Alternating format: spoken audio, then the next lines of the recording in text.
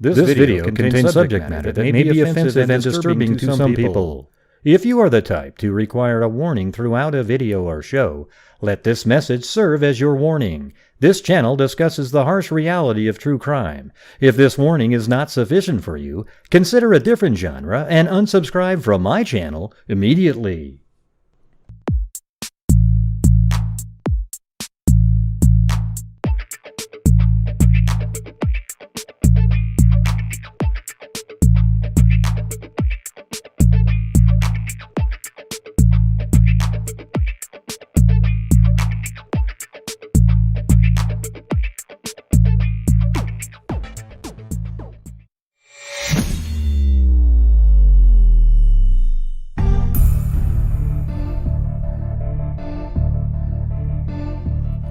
Yo, what's going on, freaks? I gotta try to get my bots to work really quick, so hold on a second.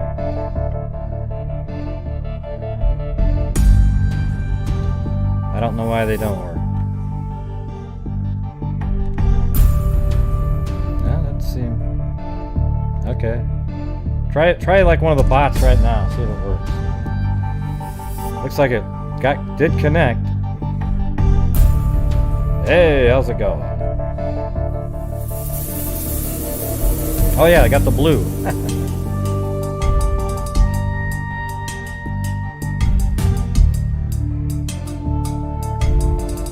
Let's see. Subscribe. Does that work?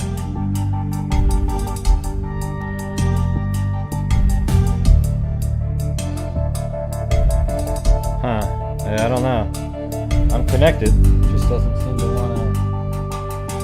seem to want to do it. Maybe it'll take a minute to kick in. Hey Stacy, how's it going?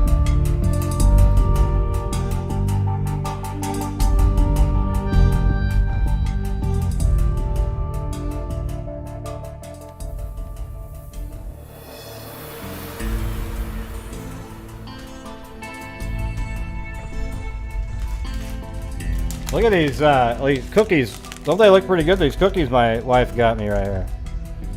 I was actually about to eat the cookie. Hey, look at, there's a Streamlabs popped in, but it says Streamlabs, not me. I don't get it. Okay, something did show up there. But it turns out I was about to open them up and eat them, but look what it says on there. I mean, who makes puppy cookies that look that good? I mean, I guarantee you I would have eaten one of those things. Right? Alright, that's all I'm gonna say. I was like, yeah, oh, thank you. Yeah, I'm gonna get my coffee out. I'm gonna get, oh man. Imagine if because sometimes you just don't read the package, you just kind of see the cookie. And you're sitting there, you got your little hot chocolate out, you're about ready to dip it in there. And it's freaking tastes like cardboard and bacon, Jesus. That was so crazy. So it does look like it's working, maybe, but it has oh cool, so there's two different ones. There's a Streamlabs bot and my regular one. So check it out now. Like if I said PayPal, does that work? Yeah, that wouldn't taste that good, right? Oh, good. Okay, so I think it's working now. It just took a minute to kick in. All right. Excellent. The bots are working again. And thank you, Cammie Curry and Rita Schaefer, getting the show started off there.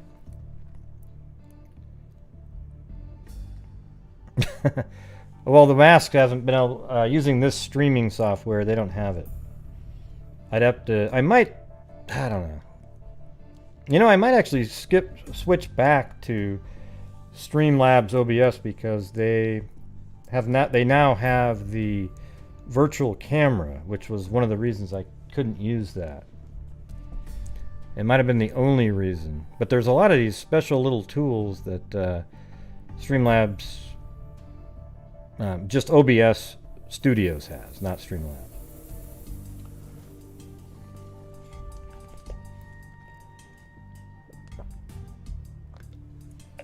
Yep, Streamlabs is where they have all the different tools and whatnot. Yeah, hit that like button, you know, hit the subscribe button. In the Gray Hughes Missing Persons group, that's what one of these stories is from. One of the ones Zozo probably posted in there. I know. I gotta get the mask. I gotta stream every once in a while using the old one. Get those back.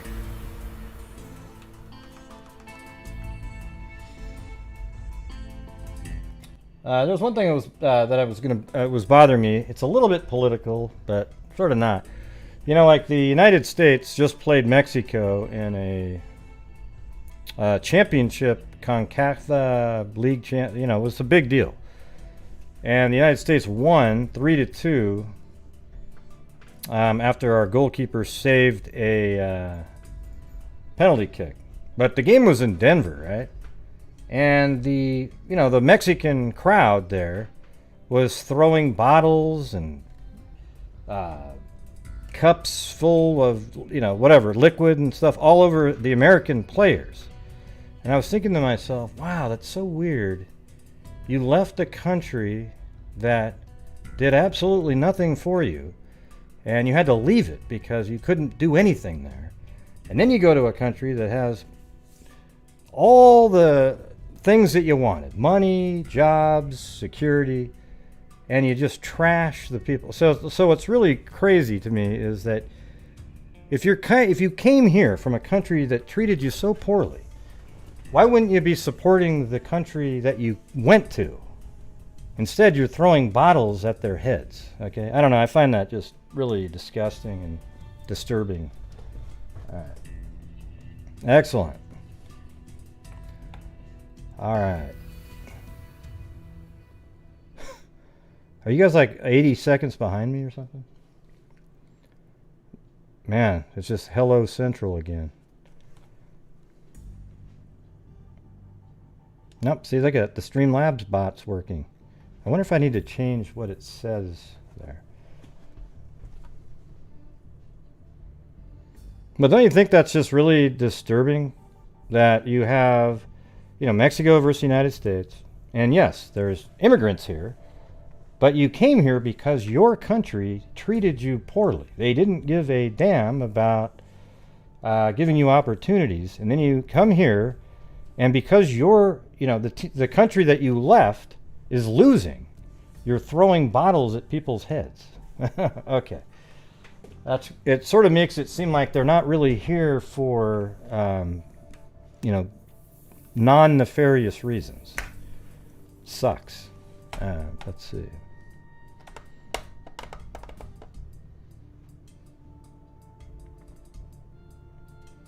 No, it's just really. Let me just say this: it's not over. It's not even really on the news. But imagine if it was the reverse. If Mexico was here and the Americans were throwing bottles at their heads and throwing stuff on them. Oh my God, the outrage! It'd be over CNN. It'd be like 3 months worth of coverage. There'd probably be sanctions and all kinds of shit going on. Yeah, just ridiculous. Hey, thanks, Amber Maiden. I won't say Iron Maiden. Yeah.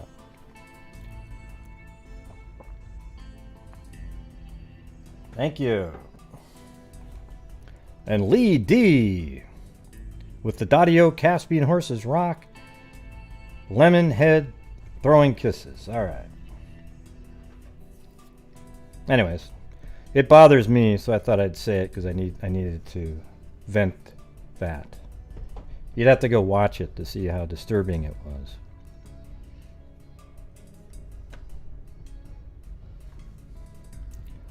Thank you, Sarah Beth Colagras. Unfortunately, I don't have the mask. I can try to make some. I could eat one of these cookies. They look really yummy on the air until you read the fine print. I wonder if they were trying to sneak those in. I mean, look how small it says Puppy Butters compared to the, you know, the cookies. Like your eye just gets drawn to the cookie. No way, Jennifer. I'm not eating that thing. I think I would yak, you know. I feel sorry for dogs. Just one time in your life, grab one of their little kernels of food that they eat and just eat it right out of the bag when it's fresh. It tastes like cardboard and salt.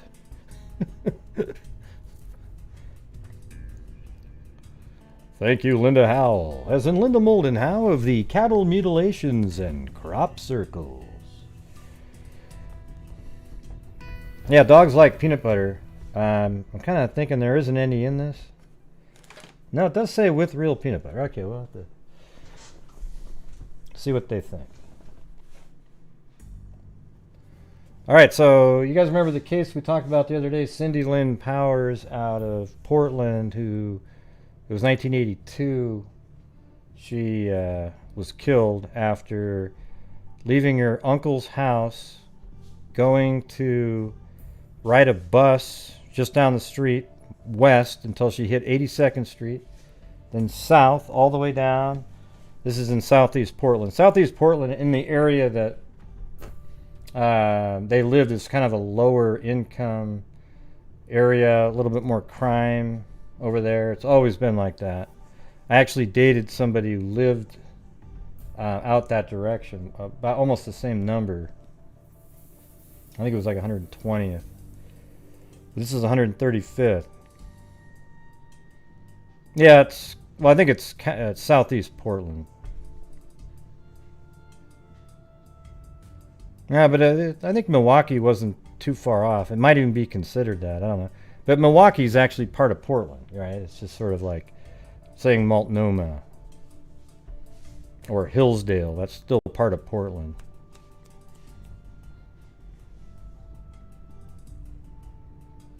Thanks, Ozo. It's funny when the Aussies donate money, YouTube immediately, like, what do you call it? Converts it over, and you always have these pennies on the end because it's not some regular figure. I like my little Streamlabs bot. He's just coming in there. So I have two things running right now. It seems like they're both working. If you guys type in one, does it work? Like type in subscribe or something.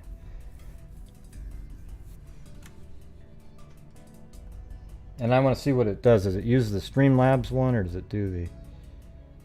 Okay, cool. So that one brought in mine, but then Streamlabs has sort of a timer thing going. Interesting.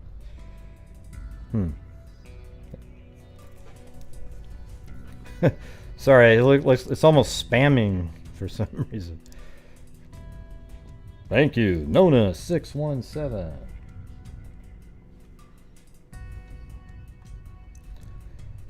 Yeah, so what we'll probably do here is I'm in my car. I'm actually already out there at this point. And you want to see something cool, everybody? You see that yellow line right there? That whole yellow line was recorded by my phone. I have this waypoint deal, and it records it as an. You can export it as a KML file, then load it into Google Earth. So I started right near the home, right there, and it recorded the whole ride very accurately all the way down there. Yeah, me too, Scott Holland, and thank you, Sarita, and Nona617. Okay, so we are in the video right, I think right around in, well, actually right now I'm just going to get out of my car and walk by it. Course on the left block. I was listening to basketball as I drove. So here is the address, 1210. It's kind of cool because I have an external mic now for my GoPro camera, and I have a chest mount, and it has a little wind shield on it too. I was going to try to do, if I ever did fishing videos or something. You're southeast 135th. That's the yellow. That yellow house right there is, yes. So this is the house that she disappeared from. I had to kind of get by there quick. The window opened up and there was like some sort of a pit bull or something in the window. Wouldn't want him to park open right that here. up. Yeah, there's this little park right here.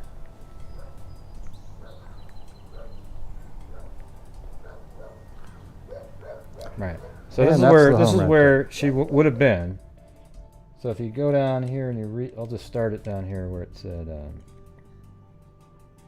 Miss Powers was last seen alive about 9:30 p.m. on March 3rd, so it would have been dark outside. Dressed in her Denny's uniform, leaving her uncle's home at 1210 Southeast 135th Avenue for work. Okay, and that's what this is. I was laughing because the dog was barking at me through the window.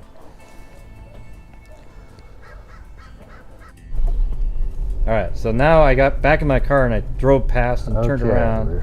And then I'm going to do her whole route. Right now, we're at Cindy Lynn Powers' uncle's. See that yellow house right there? So from here on is exactly her route. House right now. Thank you, Sherlock Hemlock. 1210 Southeast 135th. Okay, now this is where she would be walking. It said, good evening, freaks. I agree with you, Gray, about the sports fans. Don't know why. Well, it's only behavior. It's only tolerated because it's a reverse. It wouldn't be tolerated if it was Americans throwing stuff at the Mexican athletes. And then Scott Holland said, hoping for a great hire for the Blazers. Floyd kind of reminded me of Grady on Fred Sanford. Floyd. Oh, yeah. Let's see. And then love you, Gray and Freaks, Nona said. Linda said, love you, Freaks. Ride the wave, Sarah Beth Colagras. And then let's start a donation wave to show support for Gray is what Amber Maiden said. Okay. I have the bots turned off that reads those. Walking right now. All right, so this is the route. Right at the end of this road is, I think it's Stark Street. Just to speed it up, but this is the direction she would have walked. Yeah, so imagine she just walked this whole way, left at 9:30, so it might have taken... That would be heading... 10 minutes or so to get here. West. And the bus stop should just be right across the street and to the right, based on what we saw on Google Earth. I'm going to have to fix those bots. They're putting too many comments in there. Yeah, so that probably was about a 10-minute walk, so maybe 9:40.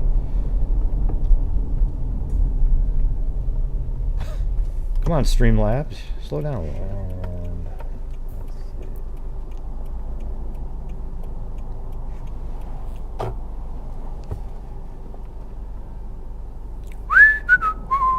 It'd be hard to turn here because you can't see it. So this is just her walking. She would, but that time of night, it'd probably be easy just to wait. So she would have walked across the street right here. And it looks like right up here is where the bus stop is. We're about to get to it right now. Okay, this is... Yeah, see, there's the bus stop. So she would have to walk a little bit there and wait for a bus. I think it was like 72. This is where she would have caught the bus. And the bus numbers have stayed the same for years. Took this bus all the way west to 82nd, which is this really main street. I would imagine at 9:30 at night there wouldn't have been as much traffic. But so right now, just picture that she's riding on a bus. Southeast Portland. Man, I gotta turn off that Streamlabs thing. It's going wild.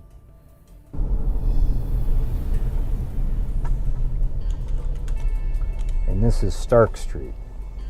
So she would have taken Stark west until 82nd and then transferred on 82nd to another bus.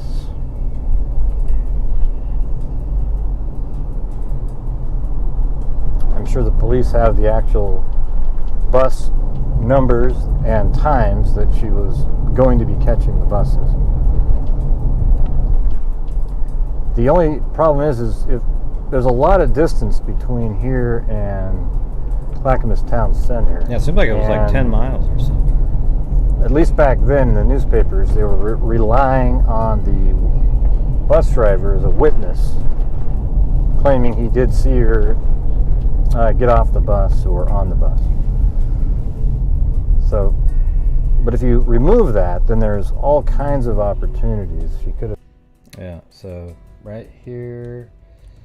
So you go from Southeast 135th, and she intended to catch the westbound TriMet bus. So right now my car is acting as the bus at Southeast 33rd Avenue and Stark Street, and transferred to southbound TriMet bus at 82nd. So once it gets to 82nd, that's when she got off the bus and then caught another bus that was going to be heading to Clackamas Town Center. Tried to hitchhike and something went wrong. She was abducted. She obviously was abducted at some point. Was it in the Denny's parking lot? See, that's what I think she was abducted going behind Denny's. Here's what I think is actually something that's really plausible. That there might have been somebody that went into Denny's at a previous time and maybe was sort of friendly, like, wow, you're a great waitress. When will you be coming back again? Yeah, something that seemed harmless, almost like, oh yeah, just you're such a good waitress. Would love to come back when you're here again. And then she said, oh yeah, well I usually work here. And then the person waits out in the parking lot for her to show up for work at a crazy hour because it was 11 p.m. shift. You wonder if there's like an employee entrance in the back. Because I hadn't been there yet. Perhaps she even made it back to the Denny's parking lot, and maybe a customer who had been stalking her. Oh, well, I just said the same thing. Kind of knew when she was going to be working. Perhaps even a customer was in there and said to her, hey, when do you work next? I like to, you're a good waitress. Oh, and she goes, oh yeah, I'll be here, just a really casual, seemingly casual conversation.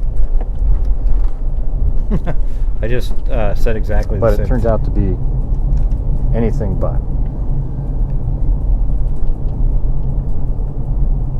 It would have been interesting to check out the receipts of every single person who was in the restaurant that day, although back then people paid mainly with cash, so that'd be difficult as well. Why don't live on location, DSK? That would cost thousands and thousands. So we're heading down in this direction towards 82nd. 82nd's a very busy street. Hey, Buckle Bunny, I'm doing the route that your cousin took. So we've already, I'll go back quickly. All right, to here, watch. So that's the house right there on the right, Buckle Bunny, right here, the yellow one. And then she drove straight, walked this direction. Probably took 10 minutes. And then she went across the street here and then caught, I think, that bus right there. Unless it was, no, that one right here. Right there.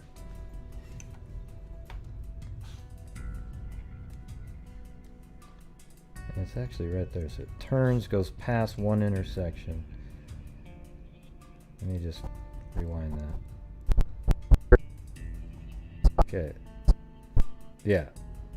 So it's this stop right here. That's the stop that she got on the bus. And then she headed west all the way to 82nd. Out the receipts of every single person. I like to, you're a good waitress. Oh, she goes, oh yeah, I'll be here, just a really casual, seemingly casual conversation. But it turned out to be anything but. It would have been interesting to check out the receipts of every single person who was in the restaurant that day, although back then people paid mainly with cash, so that'd be difficult as well. So we're heading down in this direction towards 82nd. 82nd's a very busy street.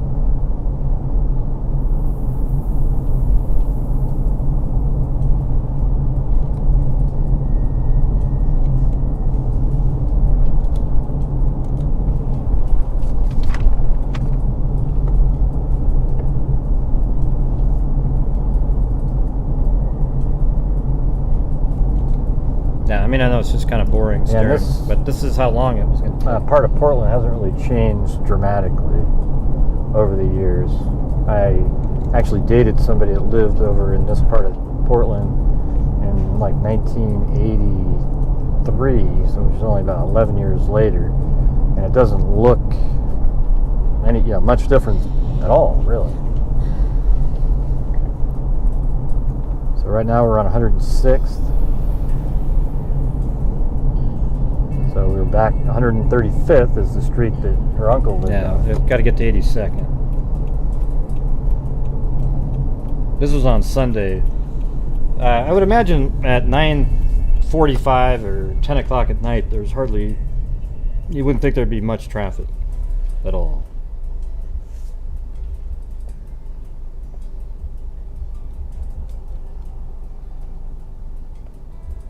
Yeah, generally the bus stops themselves have the bus number that stops there. So I guess I could have looked at that.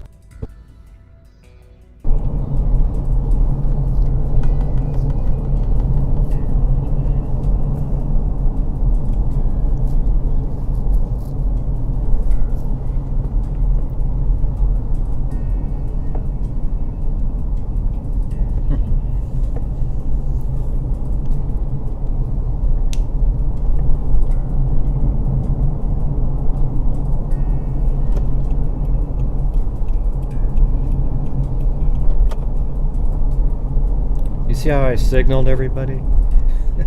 I didn't just get in the other lane. You can hear it. You can hear it clicking. Okay. I know I drive like Mario and still trying to get to 82nd. And right now I did go through 94th, a pretty much yellowish we'll be taking red a light. left, heading south towards Clackamas Town Center. So I'm still heading solid west right now. See? Has to go all the way down here. I'm getting close to this intersection here. Pretty soon.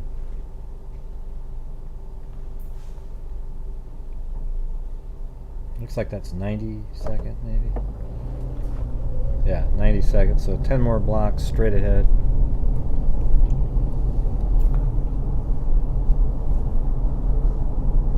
Oh yeah?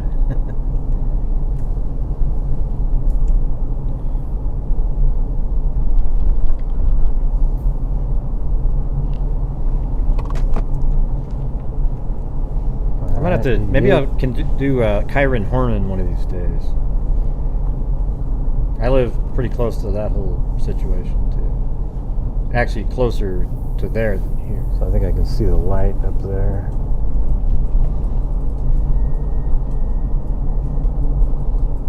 This is 85th.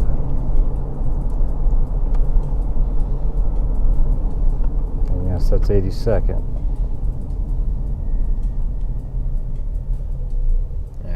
Although it's saying I can only take a right. Yeah, it looked kind of weird up which there. is interesting. Alright. Looks like I can take a left here. So by that McDonald's. Looks like right across the street by the McDonald's over to the right, there's a bus stop. I can actually see it's right in front of. So that's where she would have had to, get off the bus, probably over here, then walk across the street to wait by the McDonald's to catch the southbound bus, which would be taking a left right there. But the bus would be just heading straight that direction. McDonald's over there. Yeah, see, there's a bus stop with a Big bench. skies. That's probably exactly where it was. So she would have just crossed the street and then waited for a southbound bus heading towards Clackamas Town Center. Yeah, so it's right there. 82nd, which would have dropped her off in the Clackamas. So she's there to catch a bus at 82nd Avenue, but it would head south, and that would have dropped her off at the Clackamas Town Center across the street. Driving directions to Clackamas restaurant. Town Center. I mean, it's weird because it's 82, 40 years ago, but everything's kind of the same. Okay. So right now it has me just going to take a left. And apparently it was the second time that she had taken that route. Only the second time to go to work.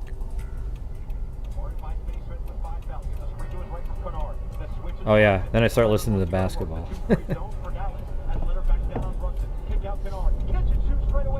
When the Clippers beat the Mavericks in Game 7. Okay. That was a really south. that was a crazy series, by the way. All three of the wins by the Mavericks were on the Clippers' home court, and the first three wins of the Clippers were on the Mavericks' home court, and then only the final game did somebody finally win a home game. I mean, it was just ludicrous. And this will take us all the way down to Clackamas Town Center.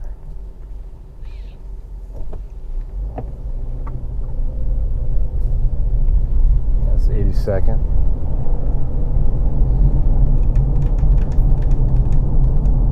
Don't all start typing at once.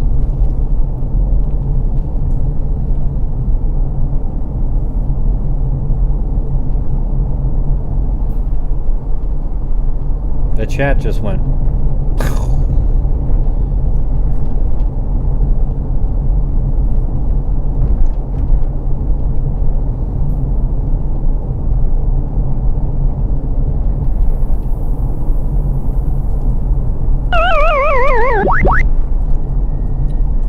That's what the chat looks like to me. Yeah, I mean, it's interesting we're going on the same route that this young woman went on 40 years ago and was savagely been a murdered. lower income area. I mean, she's 18 years old. Now, there's certain segments that are high income, but most of it, generally after like 45th and beyond, is a little bit lower income. Or at least it has been over the years. I don't know if there's been any changes.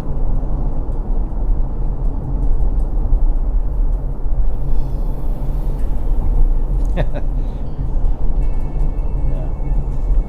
So this is really pretty long straightaway right here. So now after it just turned, okay, so she got off the bus probably on this side, walked across the street. You can even see the little bus symbol there.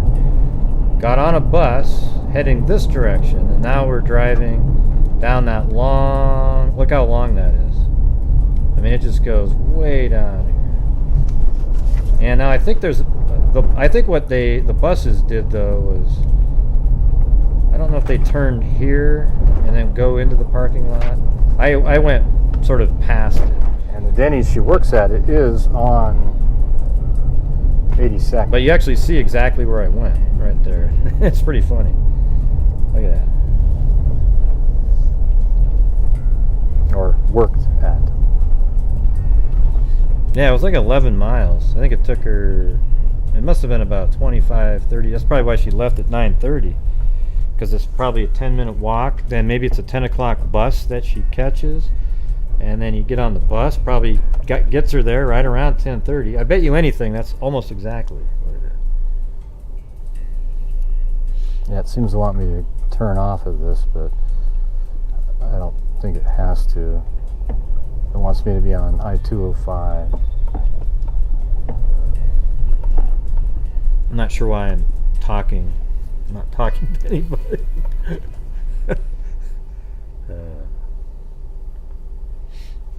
But And I am behind a bus. yeah, there's a bus up there. I'm going to get out from behind it. That's a long... That might have given a better idea of how slow it would have Probably been. need to get out from behind the bus. It's never good to be behind the bus. But not really, though, because 9:30 at night, there wouldn't be a lot of people waiting for buses, and it wouldn't have stopped probably any Bus more than number a car would 72. have. A lot of the buses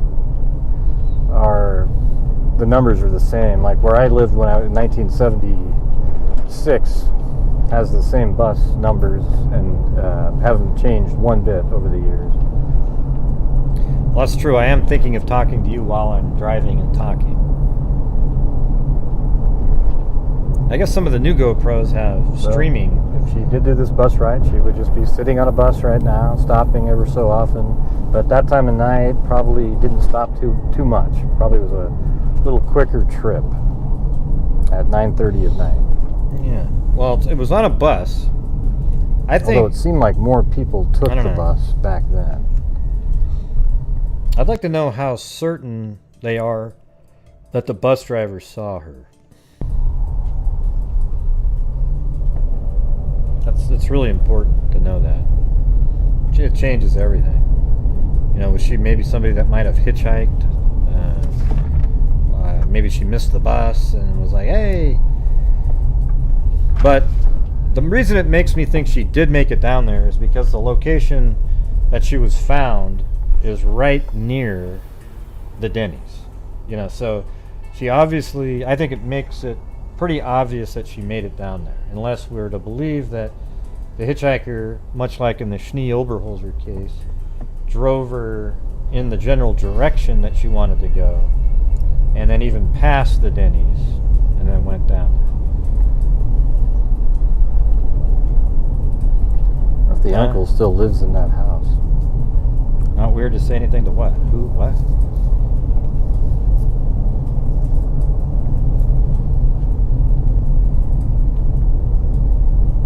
Yeah.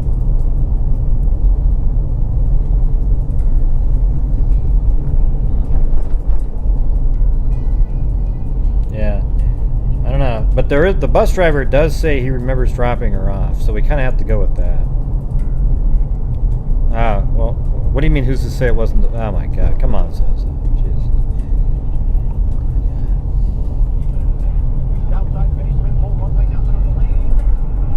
I am. I'm the one that says it's not the bus driver. Thank you.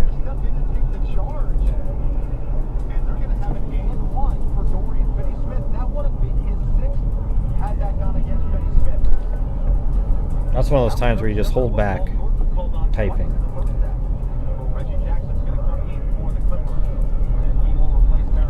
Oh yeah, that one color was pretty crazy, right, Karen? So look how long it. Look, there it is. I did go through a red right there. But it was like a half. It was orange. Okay, let me go back. Let's make sure. But you notice how I had to kind of gun it. Look where I was. I would have had to skid to a stop right there. Okay, that's safe because I was into the. Okay. I might need some super chats to pay for my photo radar ticket. I'm sorry, Gen H. I feel bad. Look at that sad face that Gen H made. Bad gray with this.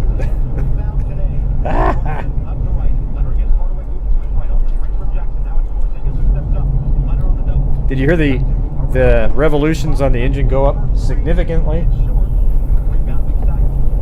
I almost did the next one, but I thought, okay, that's a little too much.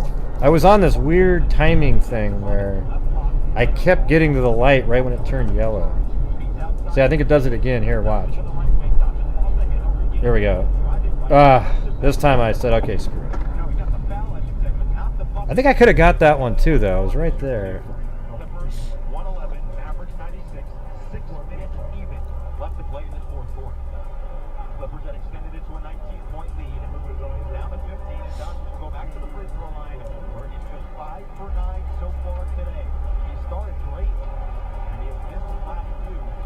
Uh-oh. No bail. I'm already $5 in the hole. I guess what you're doing is you're sending me to jail. And I'm already, because I went through the red light. Lee D sent me to jail, and not only that, increased the bail. So I am stuck right now. That's sad. I've never quite figured out what that one face is with the flat. mouth and the flat eyes. Yeah, no, it's, yeah, no bail. It's like -4 something.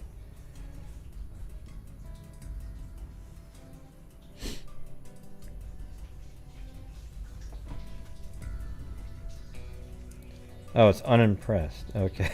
Is that what that means? I thought it just meant like, yeah, I guess that kind of is what that would mean.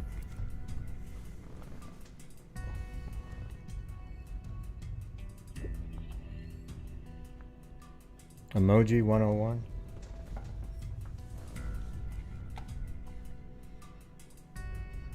Okay. See, Sarah Beth Colagras said, since you stopped at the Sarah Beth Colagras. I always like saying that one. Since you stopped at the second light, you get bail. Okay, good.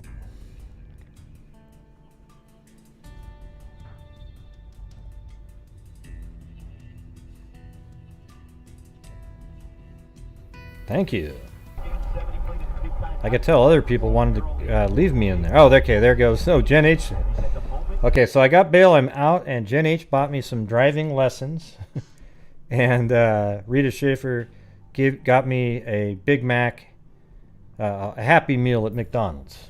Perhaps even the one we passed a few minutes ago.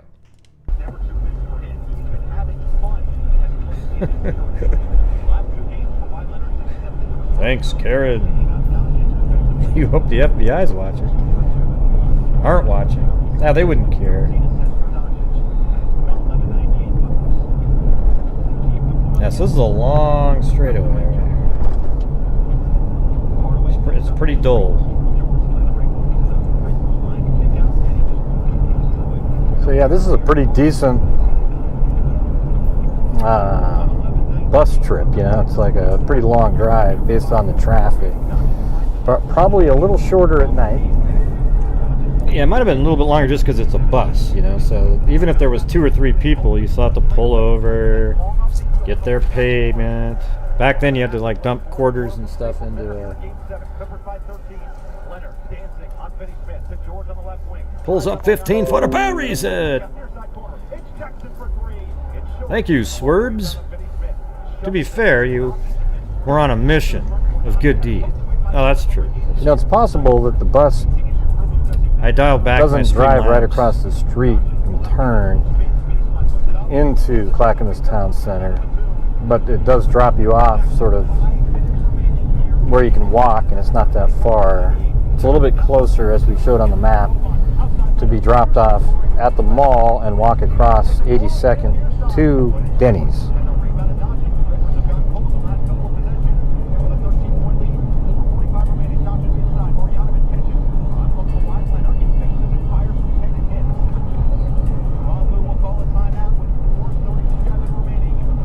So don't forget to hit the subscribe button, notification bell, and all. Okay, I got my little video up here for you guys. Subscribe, notification bell, all. Let's do it again, everybody. Subscribe, notification bell, all. One more time. I'm just kidding.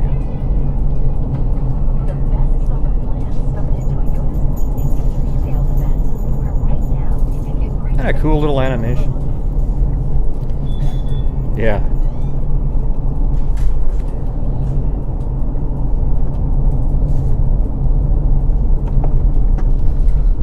Man, keep getting the yellow lights.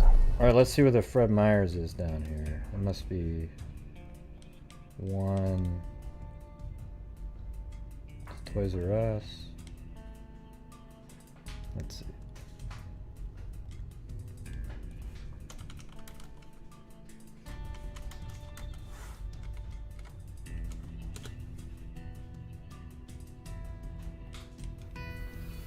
Okay, so it must be this. Was it this one? Yeah, so right now we're about right here, I would imagine. It should be on the right, yeah, okay. So not too much further.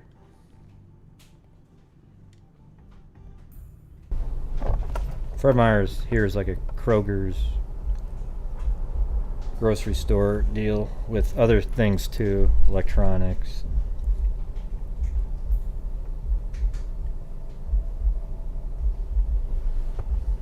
Yeah, Timothy Cecil. Subscribe, hit the notification bell, all.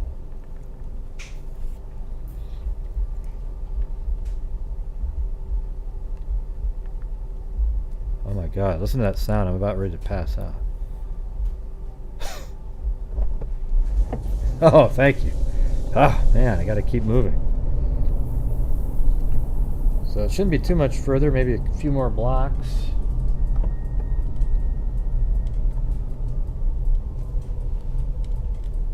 So probably about right in here now. We just have to get down to there.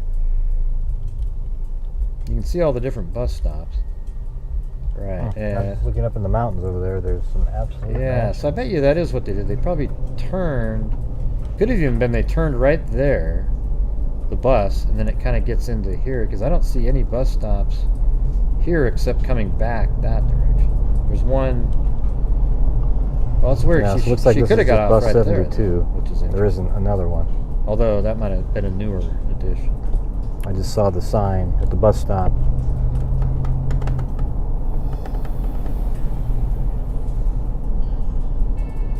So yeah, I mean, just think about how long this is sort of taking, and that's how long that bus ride would be. Although I have stopped it a couple times.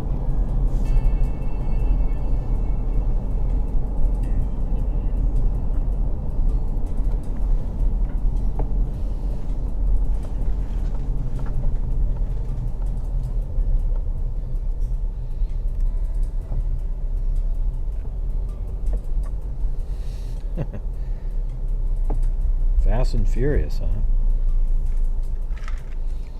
Oh yeah, I got a little box here. What I'm using the box for is putting in my USB drives.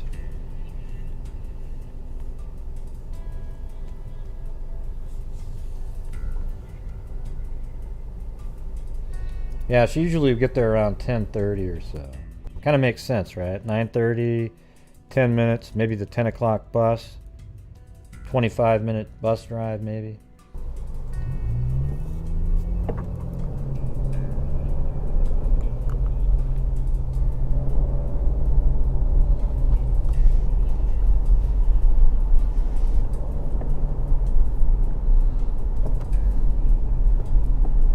Yeah, so it's a pretty long bus ride. Just like you guys staring blankly at what at the screen when I'm not talking.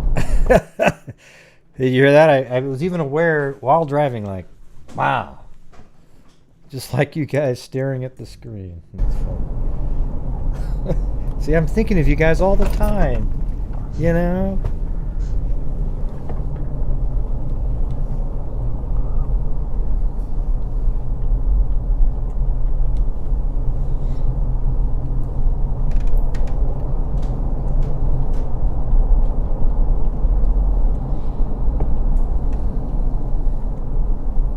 I should get rid of that personal paranormal. We should just have like a personal paranormal show every once in a while. And I'll just have a playlist of them. I don't need another channel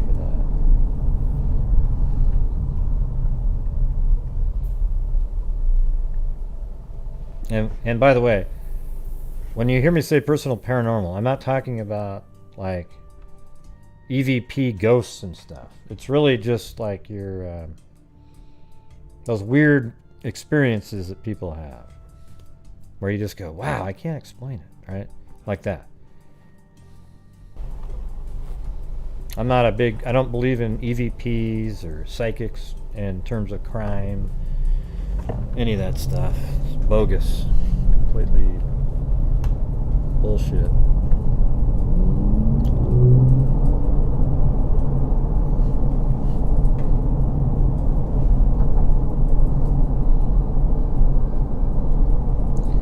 Well, I mean, this is just a 18-year-old girl that was working as a waitress.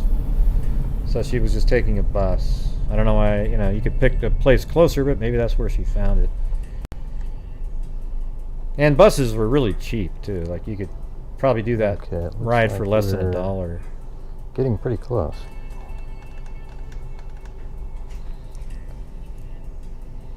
Okay, yeah, it looks like we're coming up to it.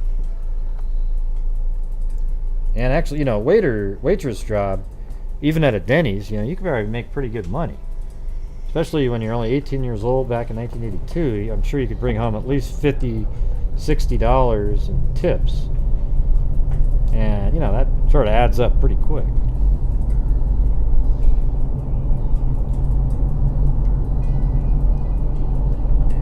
Yeah, you could call in internationally. I've got a whole bunch of Zoom numbers. There's tons and tons of from all kinds of different countries that you can call in from.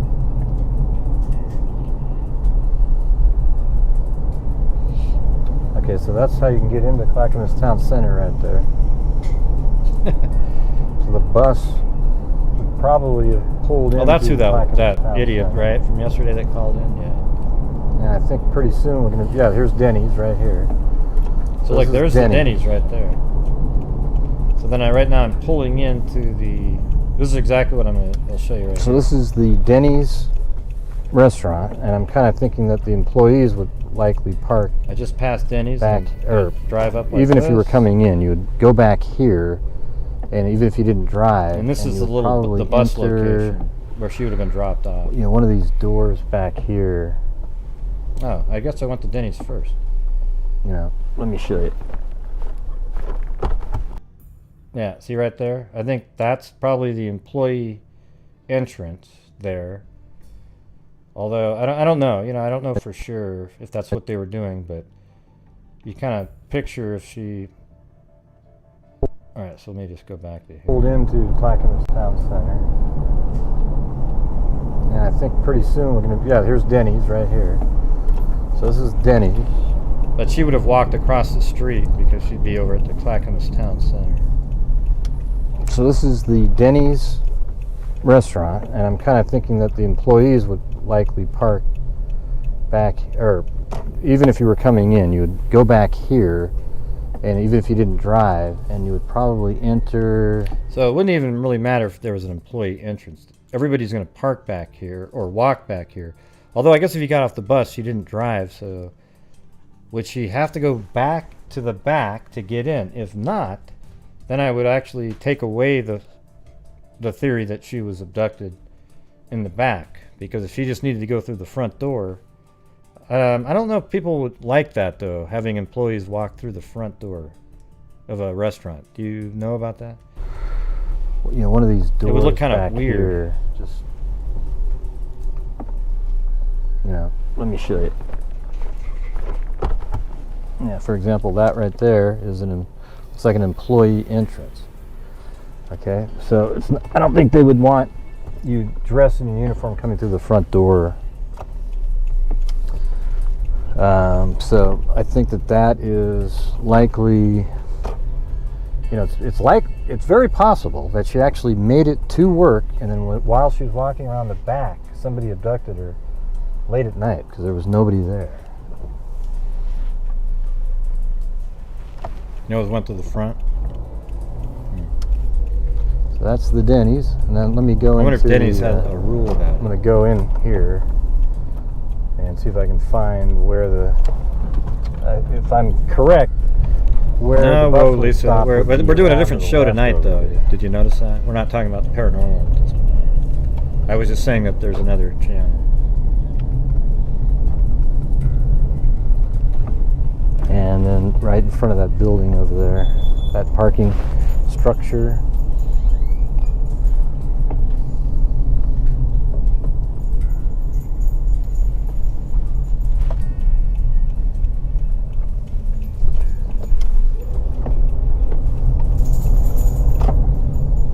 So I think the buses drove like this at some point. Yeah, like right.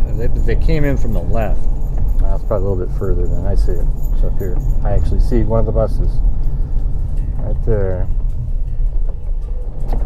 Do a little rolling So stop she there. would get dropped off right up here. Now, either coming this direction or the other direction, I don't know. But there's bus 71. Yeah, there's no camera. And looks like a lot. See, this of is different where she buses would have been end up dropped off dropping right here. Okay. So it's very possible that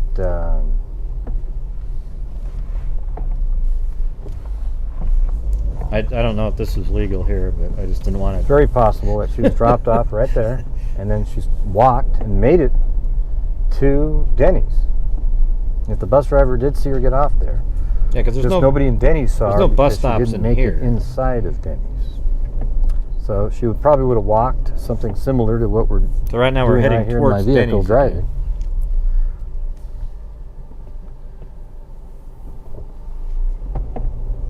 And you can tell it's just a hub, a drop-off spot from a lot of different buses.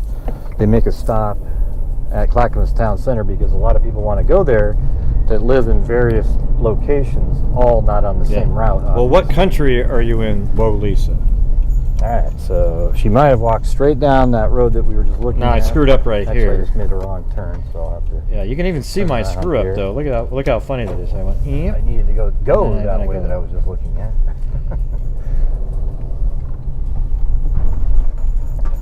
Alright, So she's just going to be walking would've right where walked. the car is right now. right down here, like this.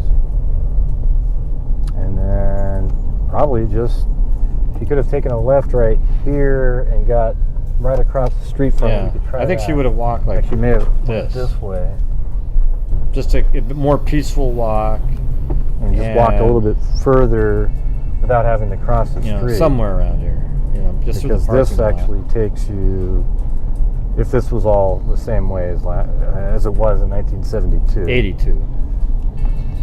Right She may here. have walked down here and then just crossed the street right here at the crosswalk to Denny's. Okay, and again, The Denny's that's is just Denny's right there. right over there. See? Okay, I just then swerved in another now lane. we're going to go I did to check. There was nobody where behind me though. she was found.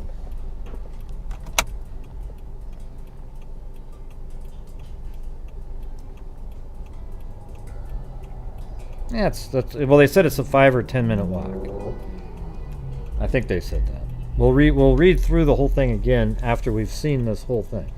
So that's where she worked, right over here. We just did the whole route that her bus was supposed to take. She was supposed to get to her work right there, and yet she was found. I think the following day or 2 days later, down here behind a Driving Levitt's furniture directions store. to the nearest Lowe's. Oh yeah, I'm getting that on my phone. I actually had the address written down, but I forgot. Okay, so it's not far away at all. So what we just did right there was he drove like this. She would have walked across the street to Denny's, but then later It's almost her like she was body's abducted found down here. in the parking lot of Denny's. This is just my theory here. In the parking lot of Denny's, and then driven in this direction. I mean, the map helps too, right? When I'm showing Only the a map. 4-minute drive. I mean, my phone is recording my exact position that you can see on Google Earth. And I might be buying this software program that does a lot more than that. It's pretty cool. It can read the metadata on the videos and it makes all these different, puts it on a map, tells you the speed it was going, everything. And so at the time, it was I think it was a Levitt's Hey, thanks, furniture Kyra. store, if I remember correctly. So you think this person knew the area, It's right up here. and he knew that there's nobody at Levitt's at, let's say, 10:30 at night. Let me just say, a furniture store at 10:30 at night. Is anybody going to be around? No. Maybe a janitor. And it might have even been 10:45.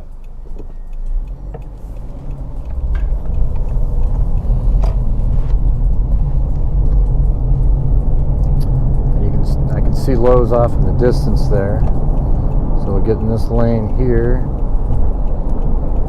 It's not far away See, at a lot all of this from is that probably Denny's. very similar, just different businesses now. They've torn down businesses and built up new ones.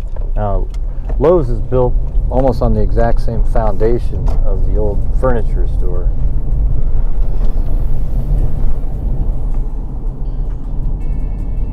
she was found on Saturday.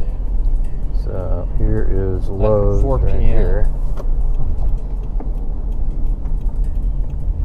Pulling into the I think she parking went lot. missing on Thursday or Friday, something like that. Maybe Wednesday. Well, hold on. Let me see. That's the 12th.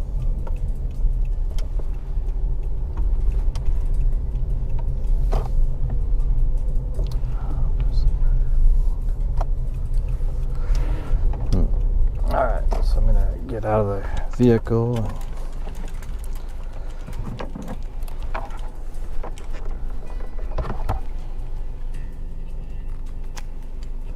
Yeah, I got it. I have to put it on my chest. It's funny. See, look at. Wait, what? Where's that one? There's a guy that came up to me here. Got my shorts on and my Okay. the hairy This legs. is Lowe's I was a good Used to be swimmer, Levitt's. regardless. furniture. See, it's kind of weird because there was a lot more woods back in the day. And apparently she was found behind the building. Now there's other people who do it. They do similar stuff. So it looks like if you go through Lowe's here, it takes you right to the back. You know, I was walking through there. I didn't even put my mask on. I forgot. It's like I didn't really care anymore. Because I've already got the... I know, Cairo, you got to get a Subaru, man. Those things are just like smooth. So I'm actually walking through to the back, and then I deleted the recording I did with the guy because I don't... He had his voice on there. He was like, "Oh yeah, go ahead."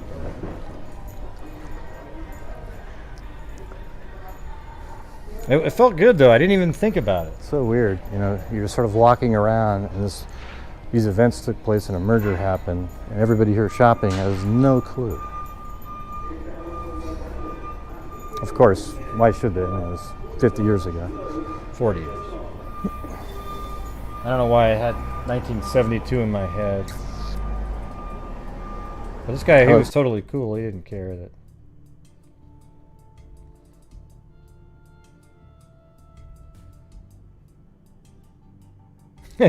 He put his mask on. He probably wasn't sure if I had... I don't know what I don't know why I forgot at that time. But yeah, I mean, you know, you're outside and everything. This is exactly where they say you don't need one. Even walking through that wide open indoor is different.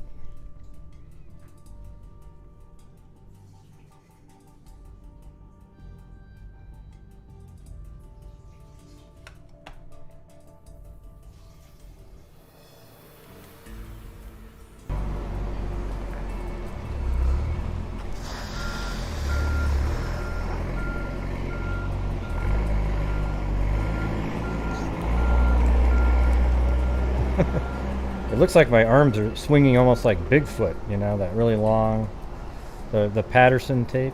Yeah, so there used to be a lot more woods back here a long time ago. But put the cement.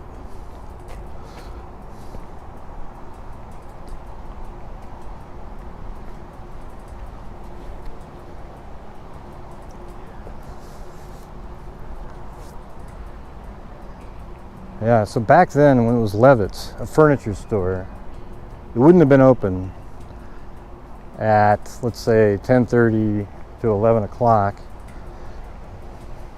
that night. And it would have been very isolated, especially that time of year.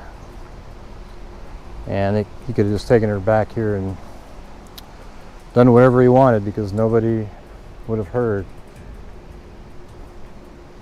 or seen anything. Nightmare, nightmare. See, that's what it looked like All a right. long time ago. See how So there's this is the back of woods what used to all be the way Levitt's, back, now Lowe's. and it And wasn't as even we saw, cement. there's a lot more pavement now. Used to be woods all the way back into here where I'm standing. So See how it's all paved All right. now? Right there. To go back to. What the hell's going on? Thank you. Yeah, have a good day, buddy. You too.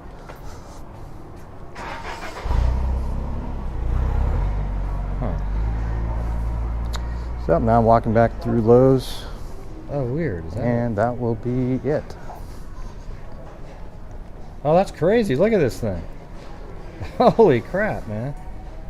That's something new I didn't Now, I even don't know know if there's about. a lot more information out there now, but it's different than what was in the papers. We often see that. Look how weird that is. On Google Earth, you know the that file I uploaded, it has the time of day. The wrong time of day, but it has how long it took. Look at this weirdness. It actually fills it in like an animation. How crazy is that? Wow, so how does that work? Do you click on it or? Yeah, so you just have it on that, and then there's a slider that's just for that drive. I just haven't set the clock correctly on it. That's really cool. I didn't even know that. Well, remind me of that next time. Man, I had no idea that existed.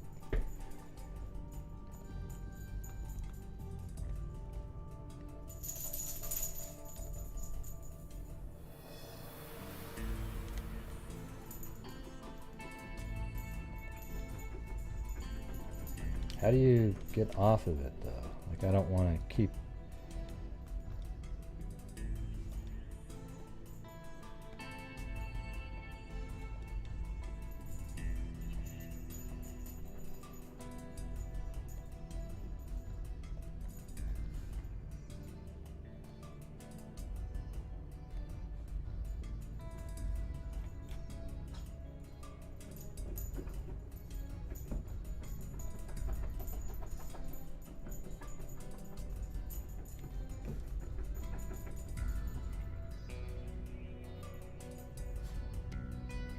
Sorry, I got it.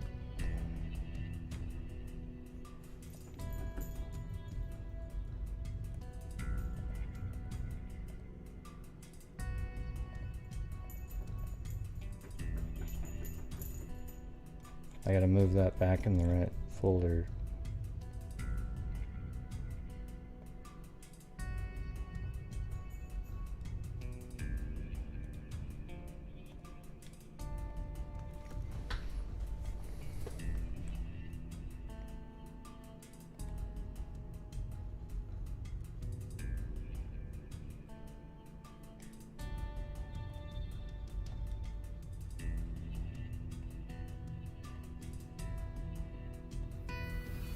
All right, so that's 2000, and you can see all the trees back there. In 2010, look at the difference. So they got a lot of the area was woods, and some people were just walking by. So I'll read that really quick here. It said the Clackamas County Sheriff's Department. I'm going to read through this again. This is what we went over the last time. There's only one article here, but the Clackamas County Sheriff's Department knows a few things about waitress Cindy Lynn Powers. It knows she was brutally beaten and killed last week, apparently by someone she did not know. And deputies also know that is one of the hardest types of murders to solve. We have leads that we're following up on, but we're still requesting information from anyone who saw her that night. Detectives this week circulated a picture of the 18-year-old woman and asked for information about suspicious activity near where her body was found about 4 p.m. Saturday. Okay, so deputies held a special crime awareness seminar Tuesday for her shaken co-workers at the Denny's restaurant at 12001 Southeast 82nd Avenue. Another young waitress at the same restaurant was murdered in 1978. They're not related though, because there was an arrest made in that one. It just doesn't sound like it's a Denny's you'd want to work at. Miss Powers was last seen alive about 9:30 p.m. March 3rd, dressed in her Denny's uniform. She was leaving her uncle's home at 1210 Southeast 135th Avenue for work. She intended to catch a westbound TriMet bus at Southeast 133rd Avenue and Stark Street, and then transfer to a southbound TriMet bus at 82nd Avenue. We showed all this, which would have dropped her off at the Clackamas Town Center. That's where those big buses at the mall were. And that was across the street from the restaurant, as you could see. It was only the second time she had taken that route to work because she had just moved in with her uncle and aunt, said Mike Oliver, the restaurant's assistant manager. Her body was found behind a Levitt's furniture store near Oregon 224, which is now Lowe's, and Southeast Johnson Road, not far from the restaurant. Miss Powers had died at least one day before. See, that's what's weird. I mean, so they found her one day, at least she was killed one day before, so it just took a while for somebody to find her. Miss Powers had died at least one day before of multiple head injuries, said Dr. Ronald Holleran. A man and a woman looking for pop bottles discovered her body, said Ray Chumley, manager of the restaurant. And over here we had like a 5 or 10 cent bottle return. So if you collected like 10 bottles, you get $1 for recycling. O'Halloran said Miss Powers was wearing clothing, but he refused to elaborate. O'Halloran and Sheriff Detective Terry L. Schaefer refused to say whether there was evidence of sexual assault, which probably means she was, right? Or speculate what may have been used as the murder weapon. Some of the details were withheld because we're getting into information that only we and the killer know. And we've heard that 1,000 times. A TriMet bus driver reported that he thought he dropped Miss Powers at the shopping center. So this is a thing. You know, I really hope that the bus driver isn't the Molly Tibbetts red t-shirt. Okay, because imagine what difference that makes. Him stating this. So a TriMet bus driver reported that he thought, you know, God, it's so nebulous, you know, thought, right? It's not really, thought he dropped Miss Powers off at the shopping center bus stop. That's the one we just saw. From there, the walk to the restaurant would have taken 3 to 5 minutes. So 3 to 5 minutes. And Miss Powers' shift started at 11. Oliver, who said he had a gut feeling something was amiss when she did not show up on time, but found it was too soon to file a missing persons report. She was always a half hour early. See, that makes sense, right? Like, she catches the 10 o'clock bus, transfers, gets down there 10:25, 10:30, 3 to 5 minute walk. She gets there at 10:30, 10:35. So the killer probably had her behind Levitt's at 10:45-ish, and there's not going to be a soul around at that time.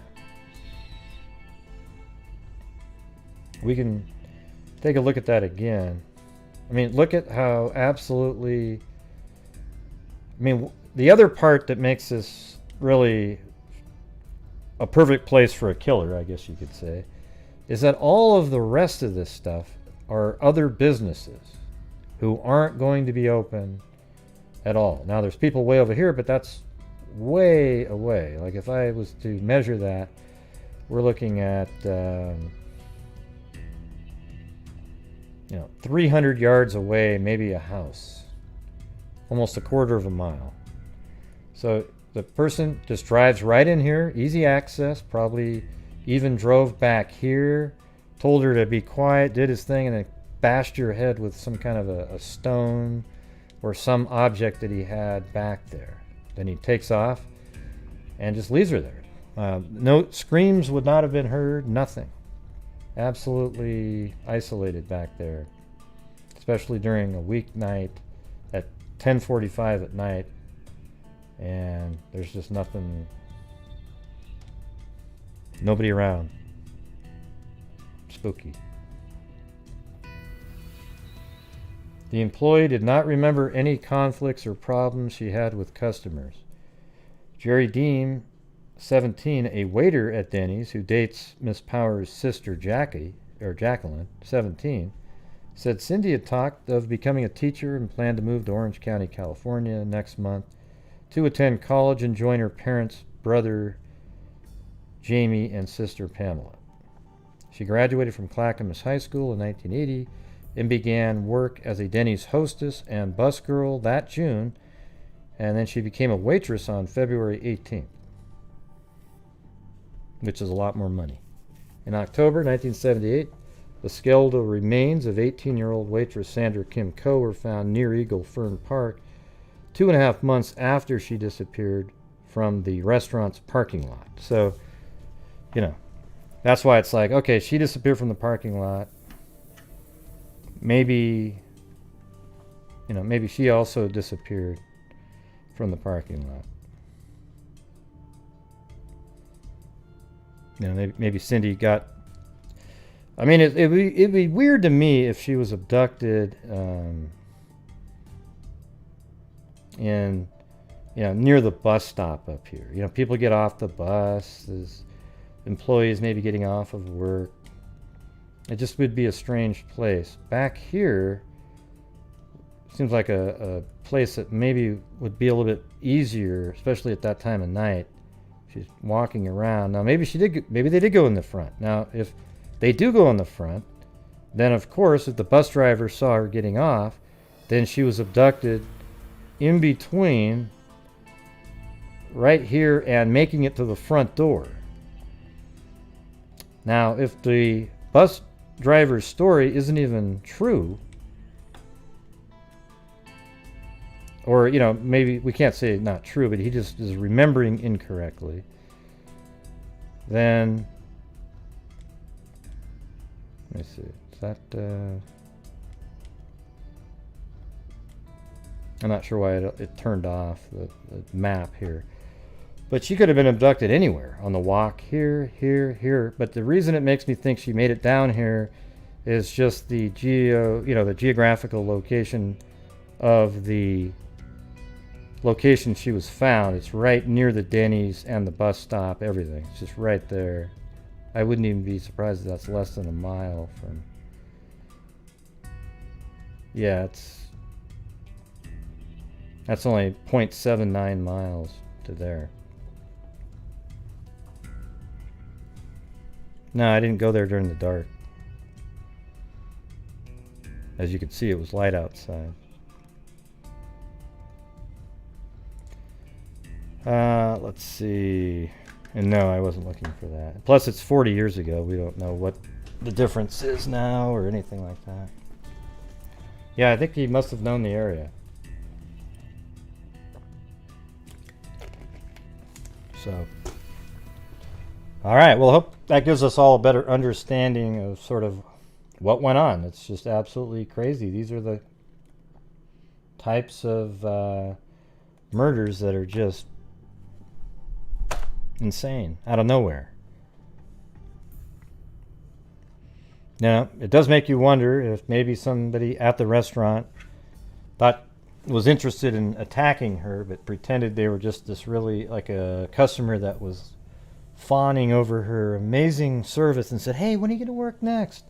Man, you're such a great waitress." "Oh, I'll be here tomorrow night." "Okay, great. What time?" "Oh, yeah. It just seemed totally innocuous, and that's why nobody said, "Oh, she didn't fight with anybody." Yeah, because the person didn't act that way, but he found out when she was going to get there. Or it could be that somebody was just waiting at the bus stop for a young woman or whatever, and abducted her, maybe at gunpoint or something. Maybe waited for her to walk a little further over here, something like that. Oh, there it is again. Okay. That's so weird. Such a cool deal. Yeah, so anyways, there you go.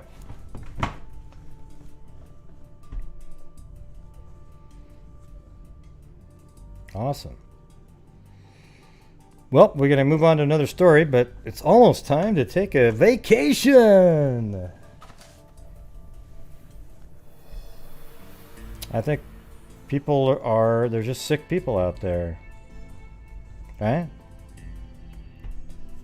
Oh, there we go. I got sent. Here we go. Ah, perfect.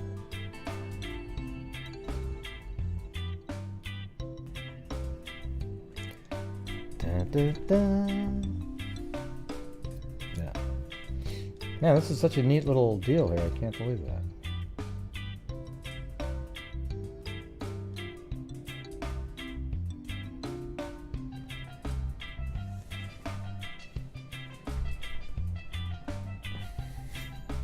Yeah, look at the blue. Looks better on me with the ocean and.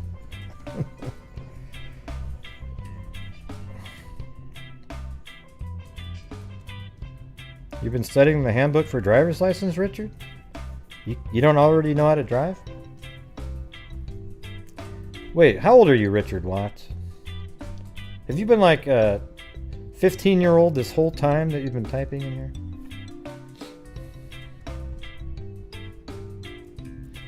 Yeah, this is where you guys give me some drinks. You know, it helps build up the fund for, you know, obviously for the channel and the charities at the end of the month, the crime-related charities. Thank you, Georgina Stoliker. The key, though, right now is I'm trying to build up the DNA fund to.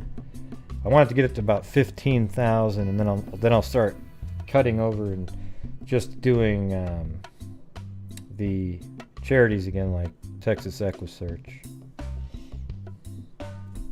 the National Center for Missing and Exploited Children.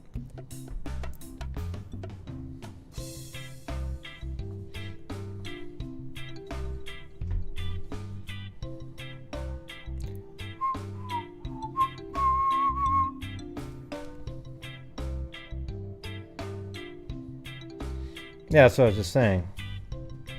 They probably knew where she was going to be. That's why maybe a person that went to the restaurant said that.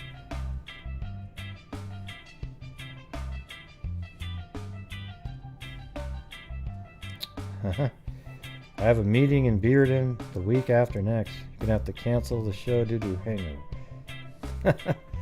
I don't know, man. I don't know. Maybe you can come on the show again. Like that one time.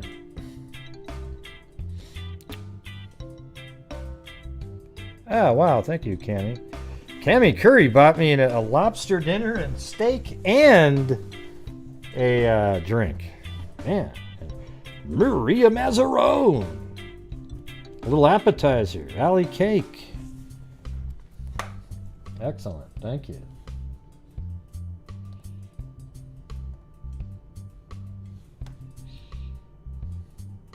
The generous freaks come through again. So you have a meeting in Beaverton, huh? You're not just doing cell towers?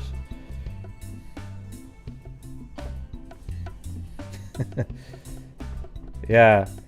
Me and Cairo will be singing beer drinking songs on the air.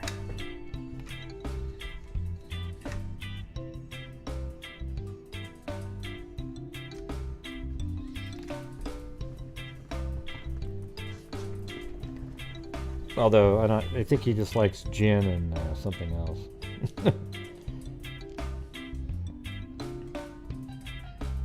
Okay, cool.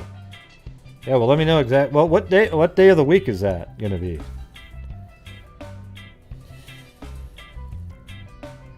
I thought you were going up to Seattle.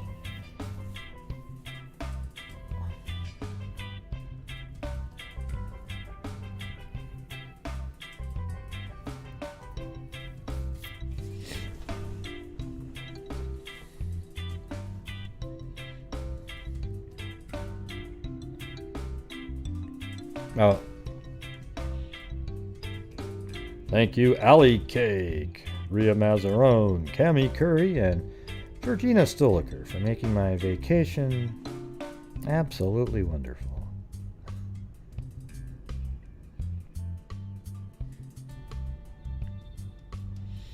Yeah. So I might be able to talk to some family members on this case that we just went over. We'll see how that goes. I haven't...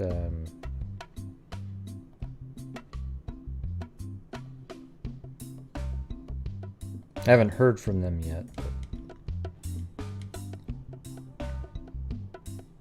Hey, thanks, Tracy. Okay. All right, I'm gonna get some, use the facilities and get me some Gatorade. Thank you, Jessica Schubach.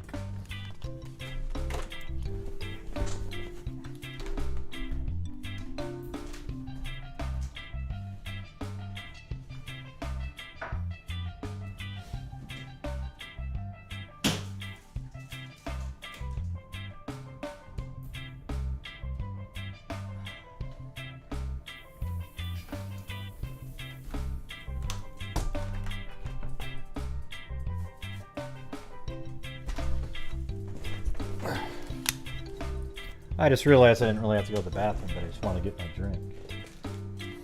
Gatorade.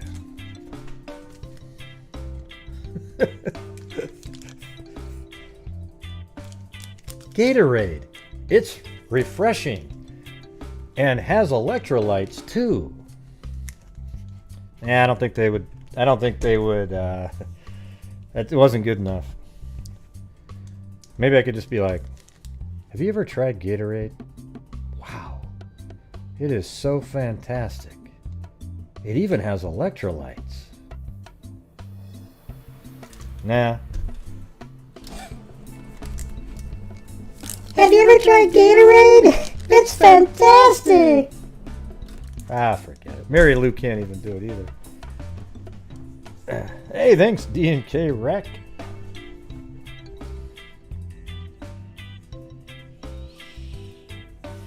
Yeah, maybe Georgina. You're overthinking. Lots of overthinking.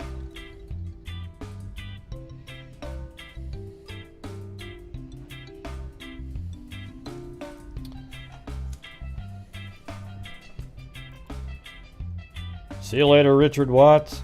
Wow, look at he's so I'm out, thanks. That's like really hip, Richard Watts. Good job. Do you know that they actually have a monitoring on Streamlabs that if you type in all caps, it'll remove the comment and put the person on timeout after a certain number of... So I had to turn it off because I remembered that Richard Watts only types in all caps.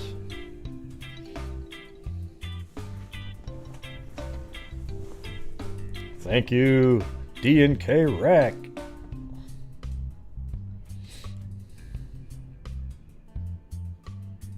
Oh, cool. Yeah. Well, thanks, Buckle Bunny. I'd really want to talk to the sister. Sounds like she has a lot of information.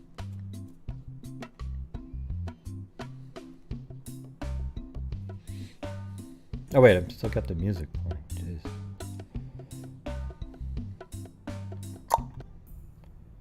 Done. Thank you for the vacation. All right, we're gonna be switching stories now. I don't know if I'm gonna be able to get through the full story, but it's newspapers again. This was one of the ones that was in my Gray Hughes Missing Persons. I think Zozo posted it. She also sent it to me. Looks like a pretty interesting one. It actually kind of reminds me of another case that we talked about. Remember the Morgan Nick case? The girl that was at a softball game and she just sort of disappeared and there was that red truck. Kind of just reminded me of that somehow.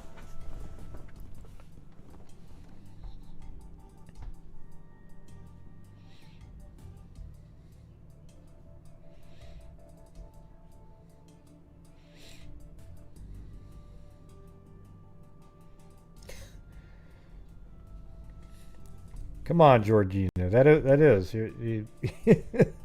I mean, sometimes those crazy thoughts are, they become true, but in reality, it's like you could say that about anybody, you know. I don't think semi trucks sleep in Clackamas Town Center Mall.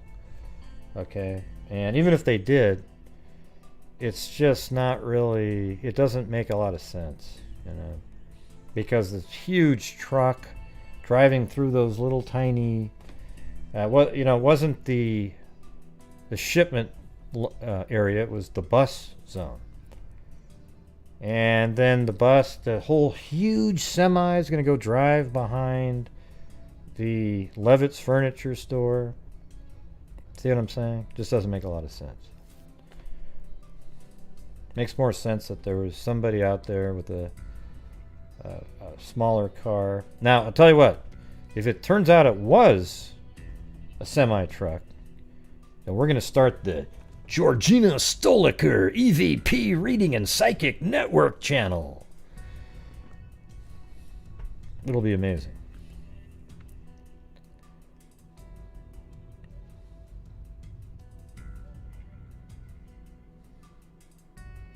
What difference does it make? No, I have never listened to Dan Aykroyd because Dan Aykroyd isn't the Delphi killer.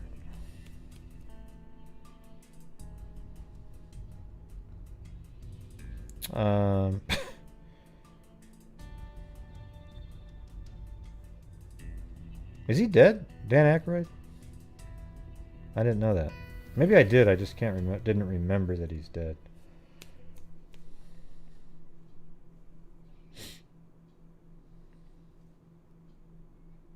Sometimes. Hey, look at Gene Fish is in there. We got the encyclopedia back. Genepedia! Yeah! Woo!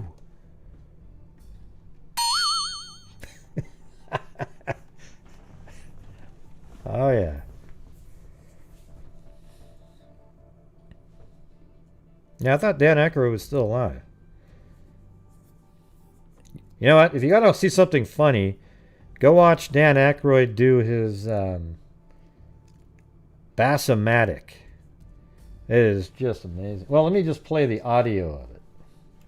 Okay.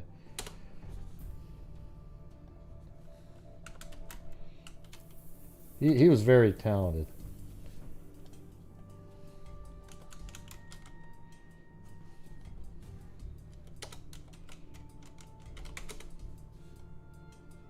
All right, here we go. Yes. So this is him right here. So look at that, 1970. He's got it on there. He's going to act like a used car salesman, much like the grifter. Here, listen to this. Fish eaters, the days of troublesome scaling, cutting, and gutting are over. Because Super Bassomatic 76 is the tool that lets you use the whole bass with no fish waste without scaling, cutting, or gutting. Here's how it works. Catch a bass, remove the hook, and drop the bass. That's the whole bass into the Super Bassomatic 76. Now adjust the control dial so that that bass is blended just the way you like it. Yeah, so they just take a regular blender, make it seem like it's called the Bassomatic, and they put it's not even a bass, but yeah. They put a fish in there, blend it all up, but he sells it so well, just like those guys. Man, I can't tell you how many Ron Popeil products I've bought over the years. You know, even the spray paint for the hair, you know? No, I'm kidding, I didn't get that one. Yeah. But let's revisit the hair spray, okay? Remember the Ron Popeil commercials selling the spray paint for the bald patch on your hair, and they had various shades of spray paint. And you could kind of put it in there, and it looked good. Here's when you knew there was something up with that sucker, all right? Is when he literally said, you know, some people write in and ask, when you go to sleep at night, does any of it get on your pillow? And sure, there's a light dusting, he said. Oh my God. Oh, Jesus. Listen, if they admit to being a light dusting, that means when you wake up in the morning, your pillow is caked with it. It will look absolutely like the entire pillow is covered with that spray paint. All right? Because they would never even admit to that. But they admitted to a light dusting. Oh, man, it's not a light dusting. How about when it rains out? Sure. You'll have this stuff that looks like black mascara running down your face. But, you know, God, who in the hell thought of that thing? Man, the embarrassment from all of the side effects from the spray paint absolutely do not outweigh the embarrassment or blow away the embarrassment of just having a little bald spot on your head, okay? Oh, man, it was just... The Pocket Fisherman, at least, has a usefulness to it. Let me see what it... Hold on a second. Ron... Is it Ron Pope? How do you spell his name? There it is. Ron Popeil, hair dye. There we go. God, that's just... GLH means great looking hair. Ah. Just spray GLH. Look at this. Look at this. Covers your bald spots. Oh my God, it works like a charm, everybody. And ladies with thinning hair or bald spots, GLH solves the problem instantly.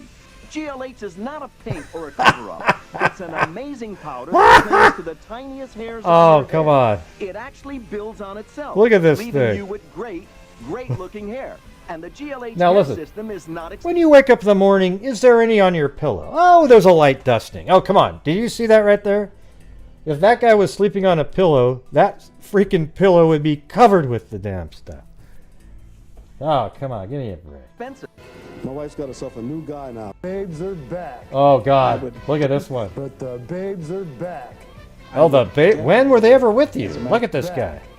Be involved. I'm only a young man. No more dates without being called old man. But the babes are back. I would Imagine some focus group sitting around thinking, you know, that guy right there, he's going to sell some. He just has to say the babes are back, and boy, they're going to start running. Oh, my God, everybody. Unbelievable.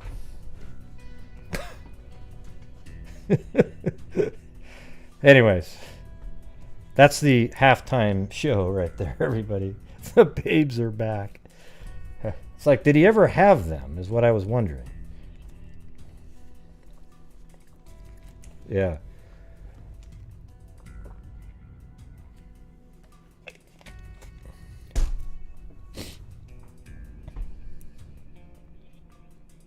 You put a frozen fish in a microwave oven, it comes out hard and cold.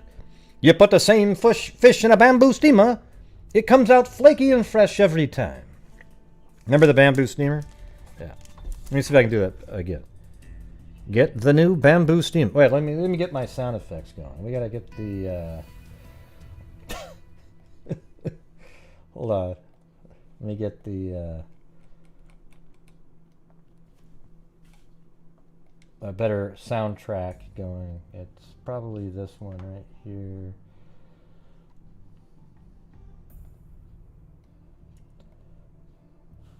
There it is.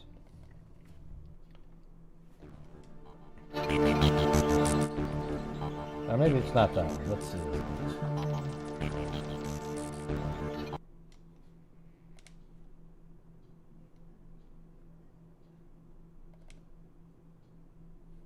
Nah, that one will work. That one will work. I like that music anyway. Nah.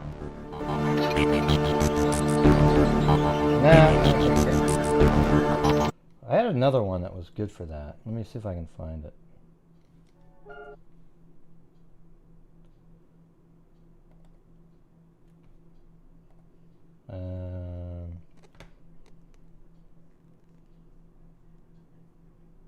The new ones? Maybe it's in here. Just a second.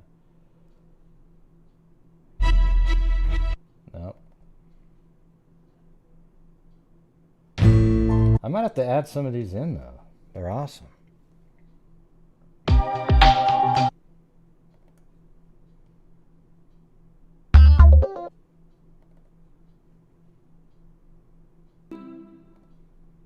No.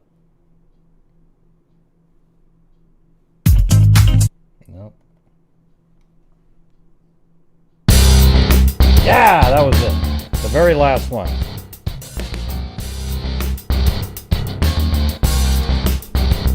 Yeah. That's right, everybody. Get the new bamboo steamer. You put frozen fish in a microwave oven, it comes out hard and cold. You put the same fish in a bamboo steamer, it comes out flaky and fresh every time. Get the new Kinsey knife. There we go, there we go. All right.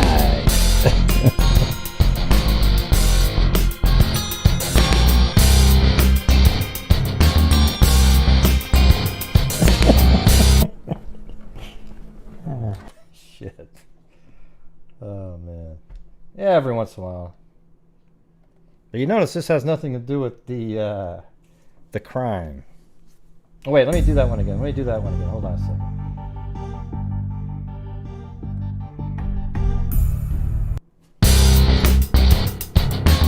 Yeah.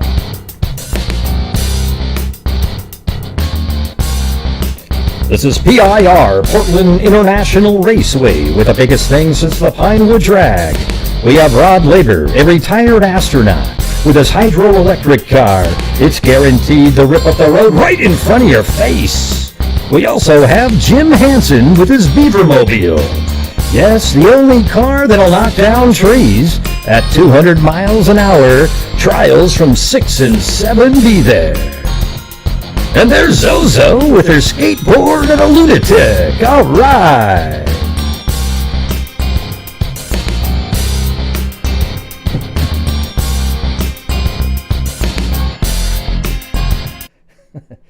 I kind of like that music, though. It's pretty good.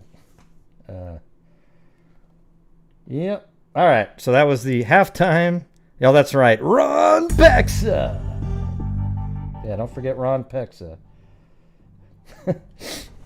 That's a perfect name for being like a wrestler or something. All right.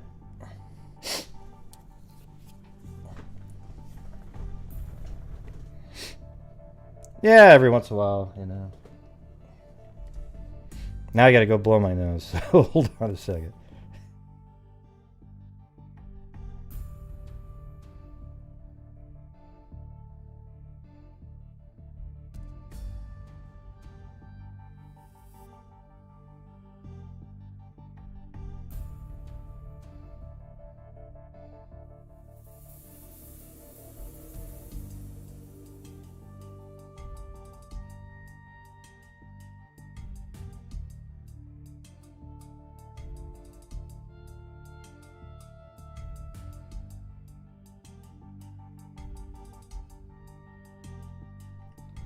All right. Well, hope you guys thought that was, you know, a little entertaining and funny for a few minutes there.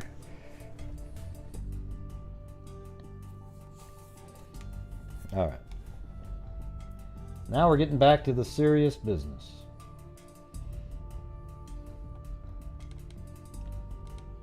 And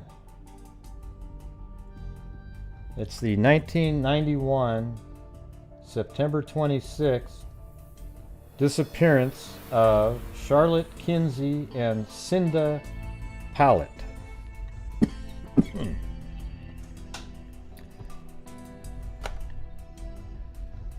Yeah. So here we go. We're doing the newspapers.com version, but some of these are pretty long, so it just is what it is. So I don't even know if I can get through it. Maybe we will. I might skip around.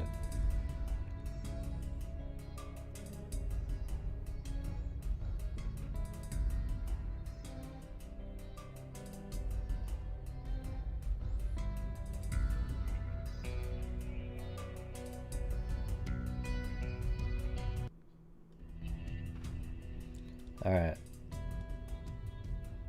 So here we go. This took place in Oklahoma. Oklahoma City, I think, even. And there's Charlotte, Kinsey right there, and Cinda. Never seen that name before. Pallett.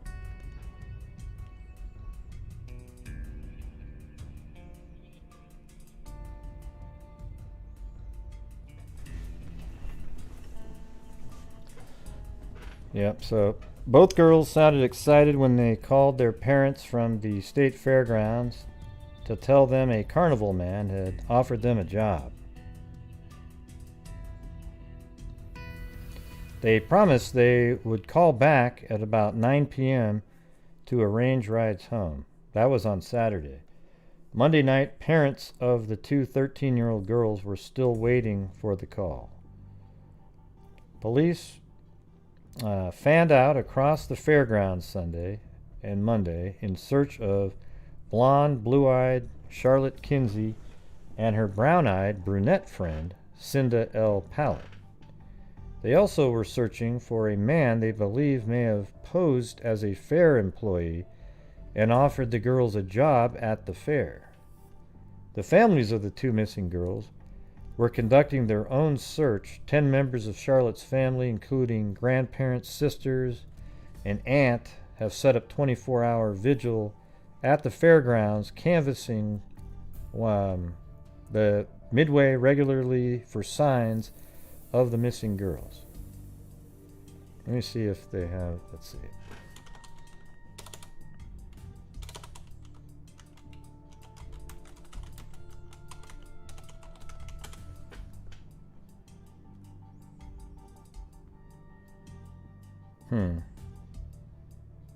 Wonder if that was it.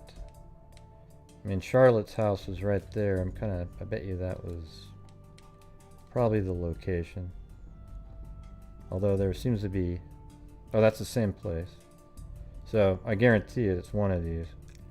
This is Oklahoma City Fairgrounds and State Fair. So in this area here.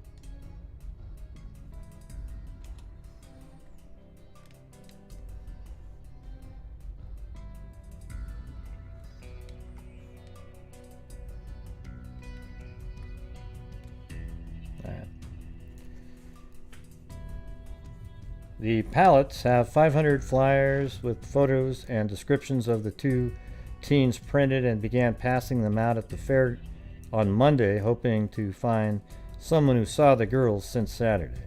They even offered a $1,000 reward for information leading to the safe return of the two girls.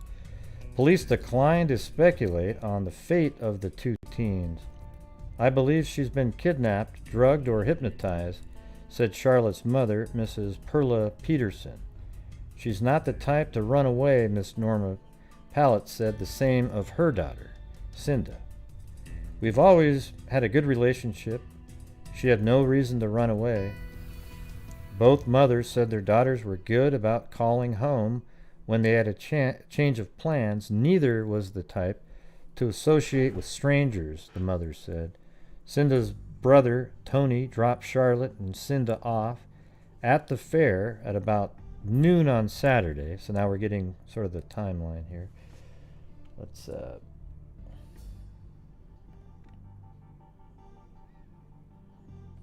going to put together a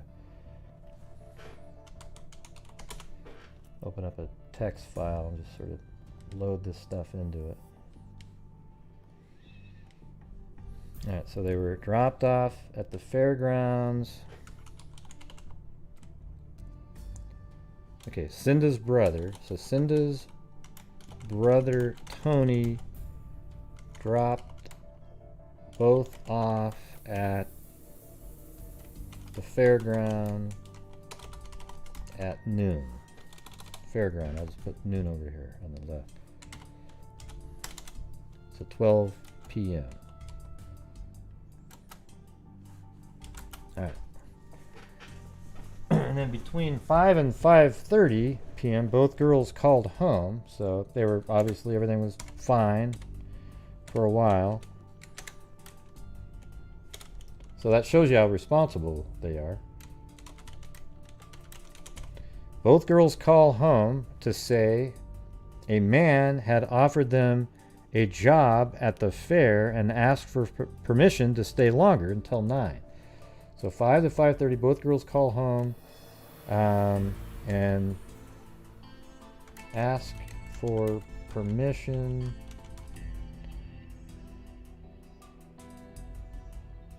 Girls called home to say a man. Okay, both girls call home to ask for permission to stay and work for a man offering them a job until 9 p.m.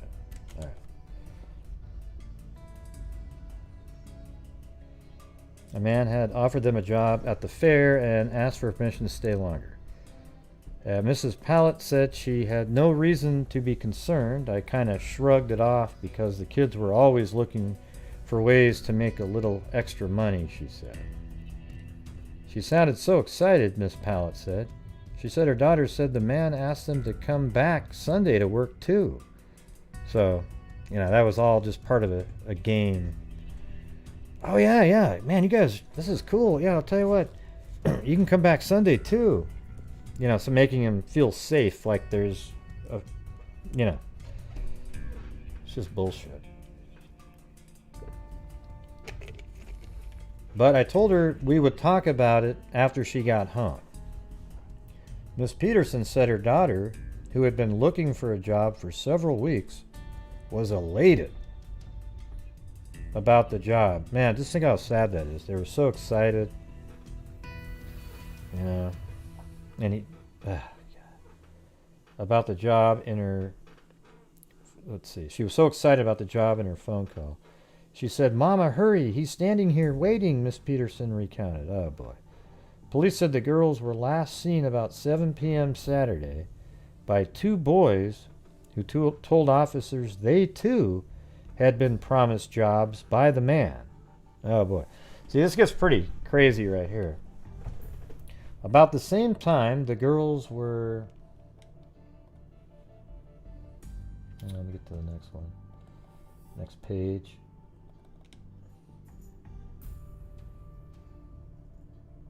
Wait, hold on. What was the... let me go back to that last one. There was more timeline.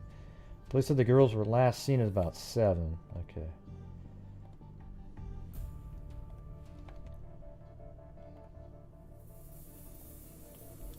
So 7 p.m.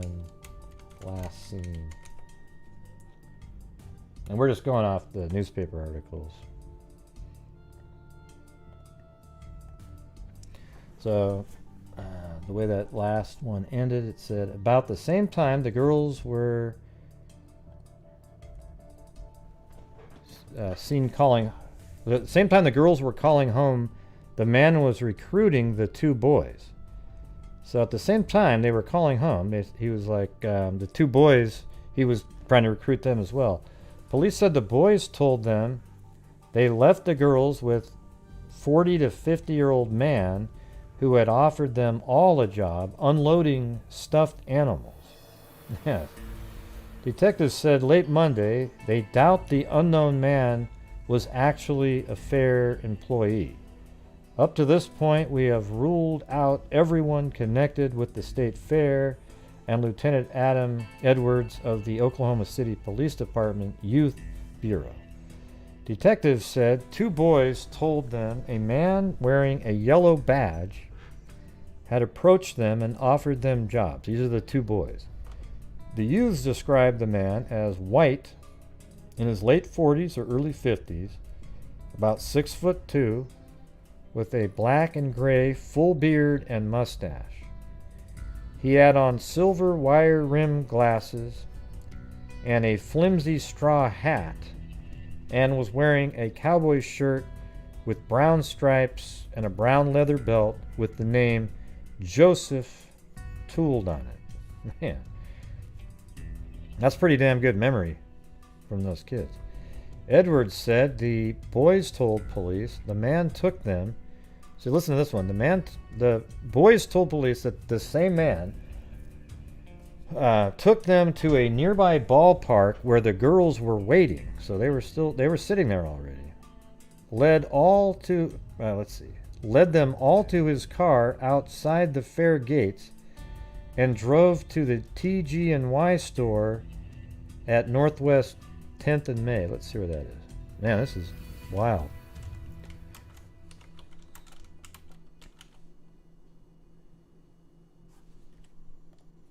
Should be pretty close to here. Yeah, wow, right there, yeah.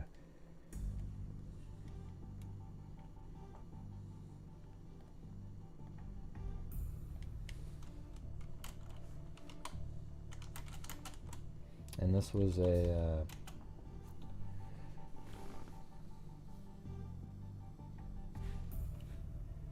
TG&Y store.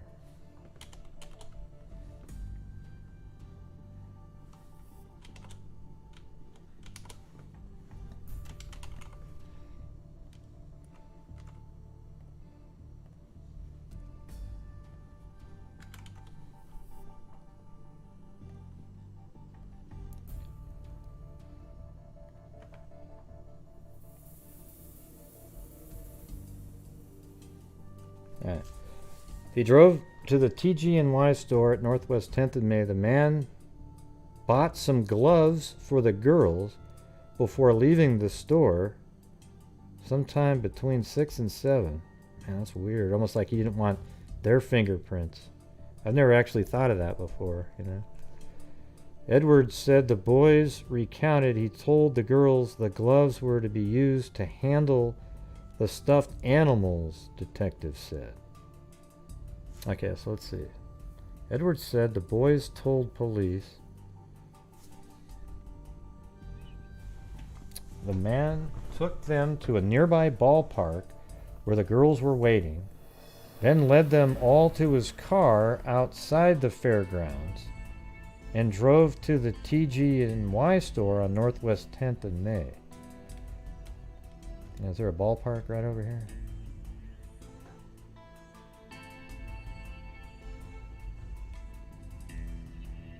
Well, let's go back and yeah.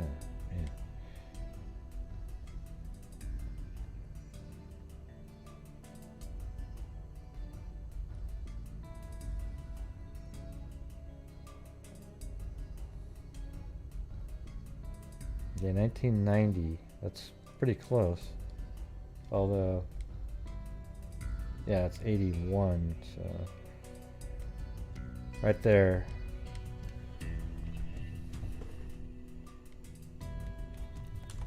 Ballpark. And is that not, I didn't see that now. Oh yeah, look at that. Thank God for Google Earth, huh? Look at that, isn't that wild? There's the ballpark, 1990, right there. And then, so he had them go over to here, then he drove them over to here.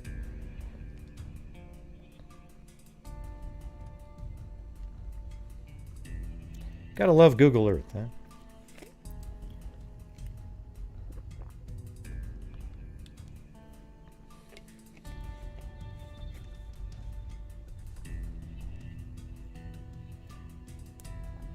The man bought some gloves for the girls before leaving the store sometime between 6 and 7 p.m. Edwards said the boys recounted he told the girls, so the boys said he told the girls they were to be used to wear the gloves because they were going to be used to handle the stuffed animals.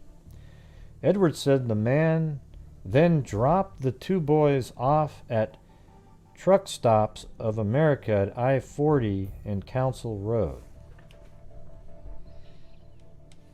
Okay, let's see. Yeah, this is, you gotta love these old articles, man. There.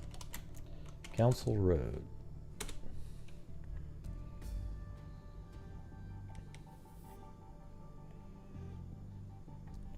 So is this Council Road going that way? Yeah.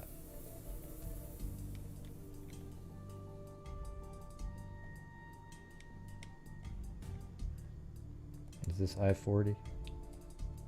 Oh wait, it hasn't been built yet. Hold on a second. 1990. Let me move it.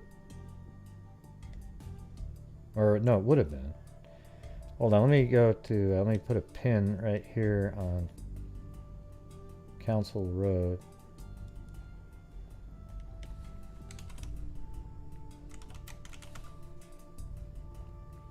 And then I-40.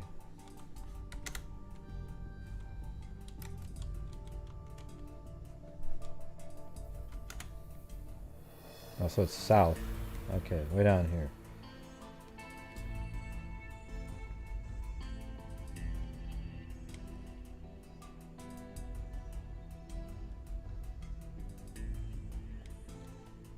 And he said a truck stop, so right here. See that? Boom.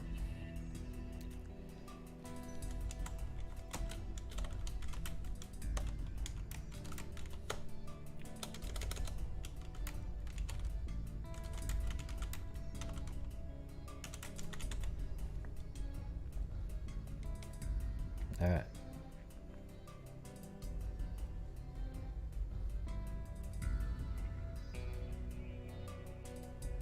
Yeah, I think he wanted the girls to wear the gloves so that their fingerprints wouldn't be in his car either. And that's just wild. Wow.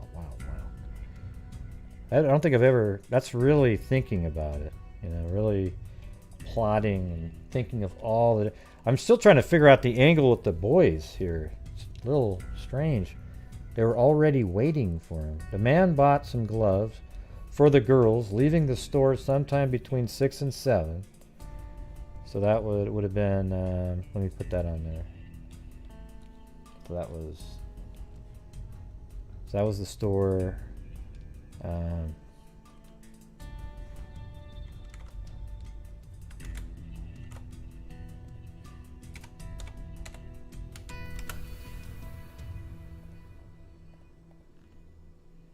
Edward said the boys recounted, that's what they remembered. He told the girls the gloves were to be used to handle the stuffed animals.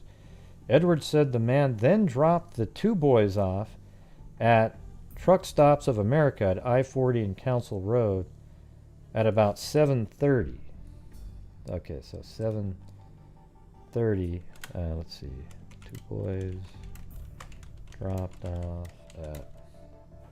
Yeah, the boys part is really weird. It's just...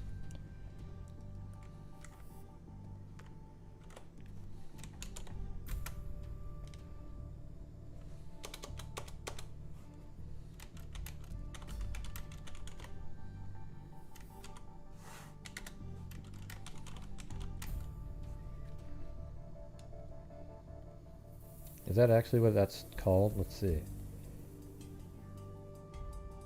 Travel Center. No, now it's Travel Centers of America, so that's definitely the same one.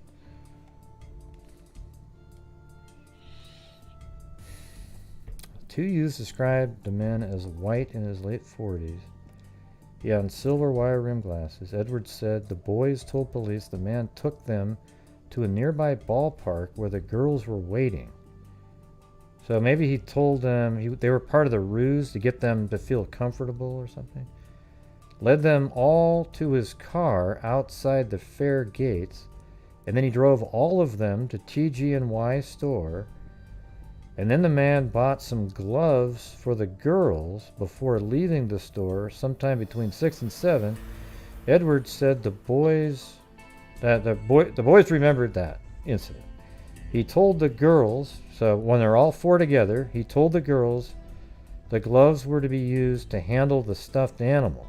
See, but what were the boys being used for? See, that's what's so weird here. It's almost like they were used as sort of a lure.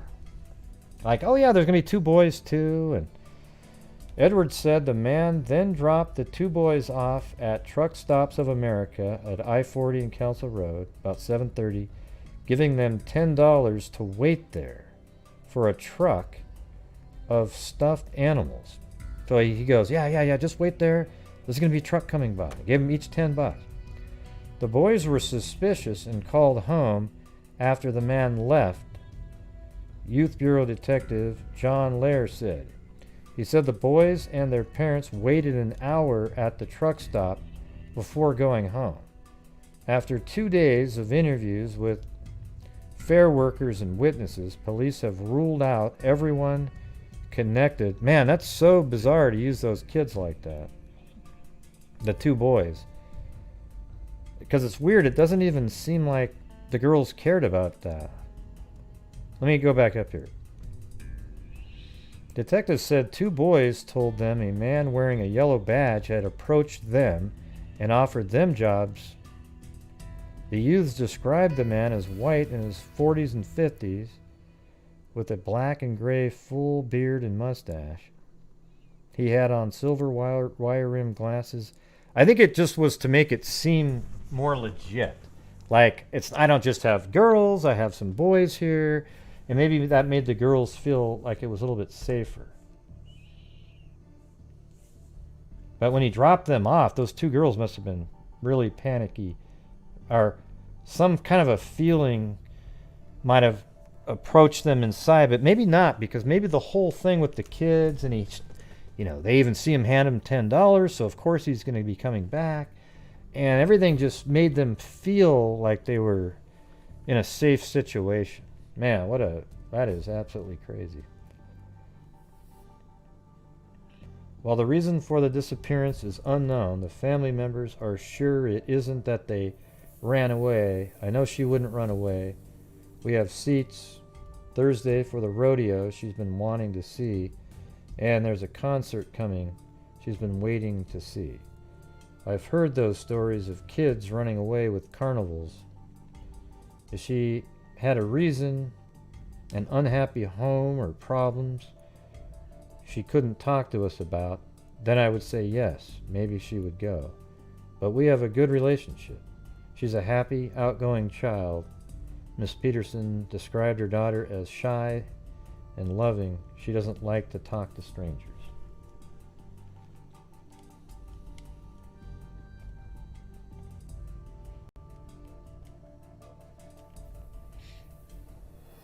Man, that's one for the books right here. That's some weird shit.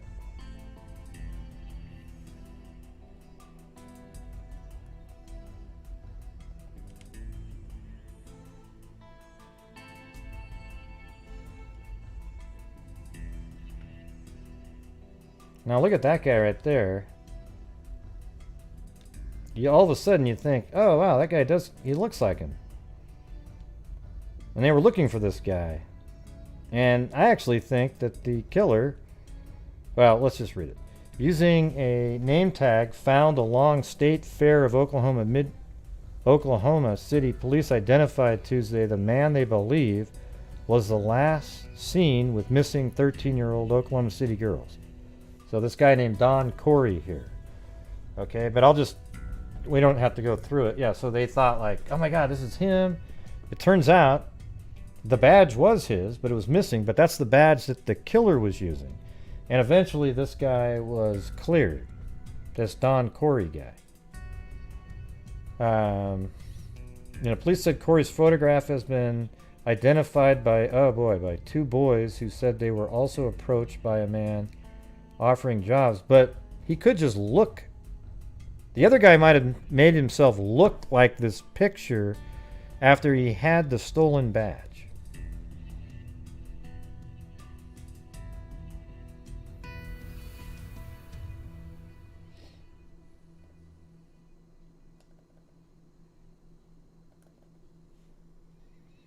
And here's actually a picture of them 2 together, the 2 girls.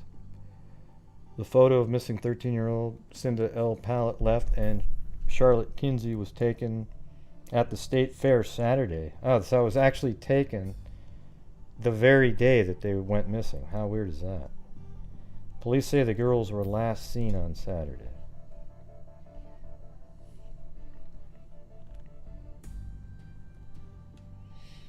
Oh yeah, and by the way, if you guys want to, if you're out there and you're not a channel member, please consider joining the channel.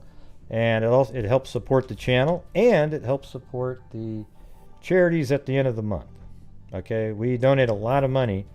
I don't know if you're new here or not, but here is the so far this year we've 1,500 of that was a matching. I told the person to match it instead of sending it to me first. So it was 18,100, and last year was 22. So since January of 2020, we've done $40,100. And I think by the end of the year, it's possible to, or I mean, it feels likely we're going to be over 50 total, but for the year, the goal is 30. I think it'll be more than that, but we're going to get the DNA fund up to 15,000. And I'm only able to do so by the generous freaks, which is you guys. Okay, money doesn't just appear in the I was gonna say my pocket, but it's in the account. It just doesn't show up. So it's all you guys that support my channel that allows me to continue to do these shows, like drive around, spend hours and hours doing the research, and then we do these 3-hour shows. Okay. And it's the only way I can keep doing it. So I appreciate it. So if you guys want to become a channel member, or send in super chats, and also add revenue, all gets lumped into the same chunk that I used to come up with. Last month we donated $4,000. That was our best month we ever had. But I had some 2 really generous PayPal, so I dug into that a little bit and added that to the YouTube funds. All right, there you go. Let's see. Thank you, Catherine B. That's so weird that this was taken that same day that they went missing. I wonder what I'd like to see the color, the clear version of that.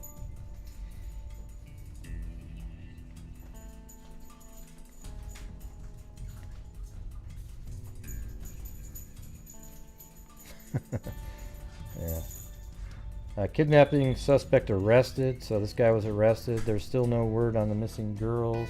The family was really excited, thinking that it was going to lead to where their girls were located. They weren't really thinking that they were still alive, I don't think. And then there's the suspect in State Fair kidnapping, expected to arrive today. Donald Michael Corey was on his way to Oklahoma City from Greenville, Alabama. Corey, 36, was being accompanied by 2 city detectives. Through the attorney appointment to represent him in Alabama, Corey has denied any knowledge of the disappearance. All right, so that was on the 14th, and now we're moving to the 20th of October.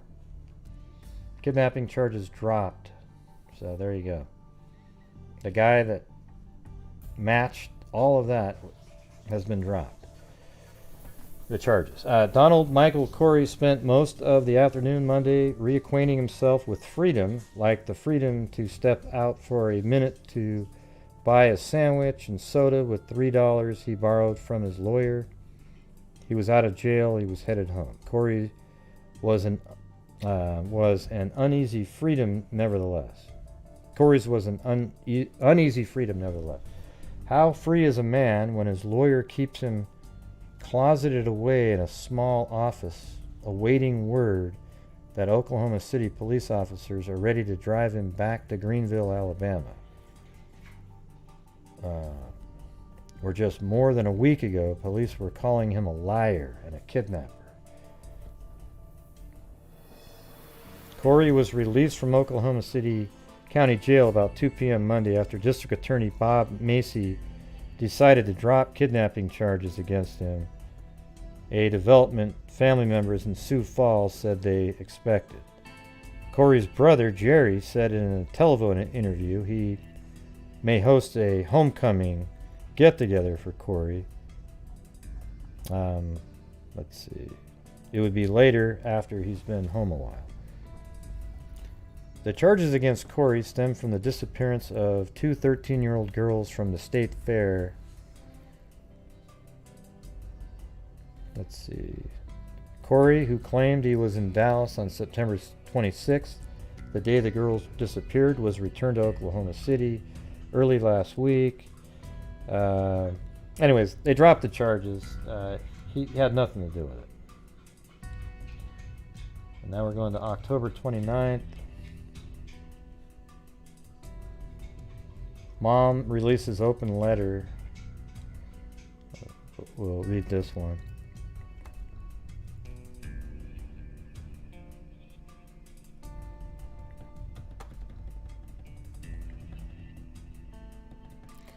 One month after her daughter and another 13-year-old girl disappeared from the Oklahoma State Fair, Perla Peterson released two open letters, one to her daughter and one to a possible kidnapper. Mrs. Peterson said Wednesday that she is concerned that interest in the case has dwindled and is worried that her daughter Charlotte Kinsey, 13, may have run away. Why would you think that? The Kinsey girl and Cinda Pallett disappeared after calling their homes to report a man at the fair and had offered them a job unloading stuffed animals.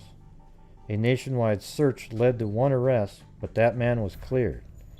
Now Mrs. Peterson said her contact with the police task force investigating the case is less and less. It's down to where I call them instead of them calling me. In one of the letters addressed to Joseph, the name believed tooled on the belt worn by the man last seen with the girls, she said that although she does not know the man, he has become a very important part of our lives, as you have taken a very dear and precious part of us, our daughter Charlotte.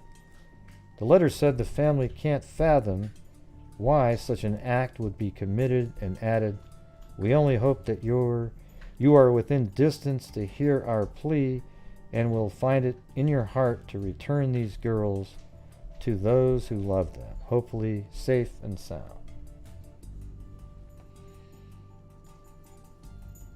In the open letter to her daughter, Mrs. Peterson said her family doesn't believe the girl has run away from home, and added, "But we love you and miss you very much, and we want you home desperately. If you can please call home, just to let us know that you're out there somewhere and are still hanging in there. But remember, we won't quit looking. We love you and want you home."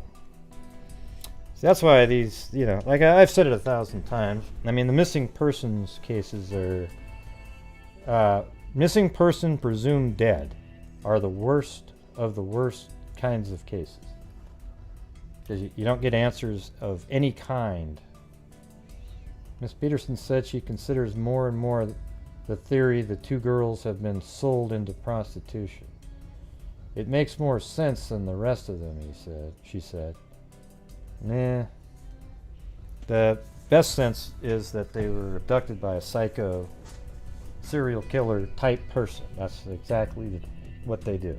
This guy seems a lot more clever than others, though. To me, it seems like he developed an MO to have something so elaborate like that. Just really, the two boys, hey, everything's cool, getting them just to sort of focus in on the two boys. Maybe they were flirting back and forth. And then he drops the two boys off. Yeah, we'll come back. I give him $10. We'll be back in a minute. Because $10 probably seemed like a lot of money. And so, of course, he's going to come back. Jeez. Brutal. I'd be very happy to hear if she called and said, "Sorry, Mom. We just decided to run away from home." But she said her feeling that foul play was involved is more than a mother's instinct. She wouldn't have gone without her makeup if she'd planned to leave for long. Yep. See, that's exactly right.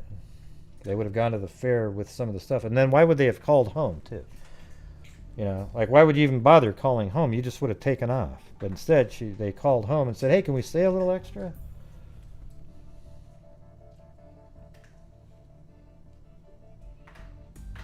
Missing girl's mother pursues lead to Dallas. The mother of one of two girls believed kidnapped in September at the Oklahoma State Fair visited police because police believe the man may be a Dallas resident.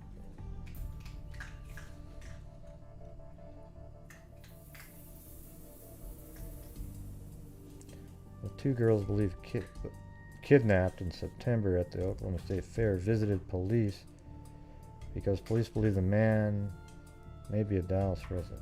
Okay. Norma Pallett drove to Dallas Friday and asked police to help find her daughter Cinda and her daughter's friend Charlotte Kinsey. I thought it was important that I meet them as a mother instead of as a piece of paper. Yeah, see, the same man offered jobs to two 13-year-old boys at the fair who said he wore a leather belt with the name Joseph tooled on it. The boys told Oklahoma City police the man made several references to Dallas. They said he told them he was a space manager in Dallas and said he also mentioned a trucking company in Dallas. Police have investigated the trucking firm but found nothing. The suspect is described as white, 35 to 50 years old, and 6'1" to 6'3". Police said he has dark hair, a full beard, and a mustache. The man was last seen driving a late model beige Pontiac Grand Prix. Alright, so it's amazing that they have... These two kids know exactly what he looks like. They lived. They have the car type that he was driving. Somebody knows him, Miss Pallett said. Police in Texas, Oklahoma admit they have few leads. A fair worker was arrested in Alabama and charged with the kid's kidnapping on October 12th, but proved he had left Oklahoma City by the opening of the fair and was released. Okay, now we're about a month after that.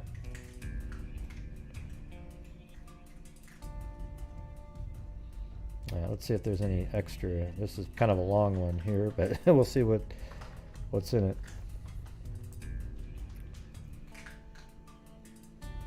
The case is puzzling today, as it was when the State Fair of Oklahoma closed its 1981 run 2 months ago. Quite simply, there are no answers to the question of what has become of Cinda Pallett and Charlotte Kinsey, both 13. The girls disappeared from the Oklahoma City Fairgrounds on September 26th, being offered jobs helping a man unloading stuffed animals. According to two witnesses, the girls left with the man and have not been seen or heard from since. And the fact that the girls have disappeared is exactly where the case stands more than 2 months later. We don't have any crime as such yet, said Sergeant Don Pennington, who leads a task force created to work full-time on the case. Obviously, it appears we have a crime. They, the girls, left him, but at the same time, they haven't showed up yet. Let's see. They, the girls, left with him, but at the same time, they haven't showed up yet. Since the girls disappeared, Oklahoma City police have put countless hours into the investigation. The emphasis on the investigation is to locate the girls, Pennington said. The police department only other task force was appointed to solve the 6 slayings at the Sirloin Stockade restaurant. Oh, there's another. Oh, we have to check that one out. Were appointed to solve the 6 slayings at the Sirloin Stockade restaurant. Let's see.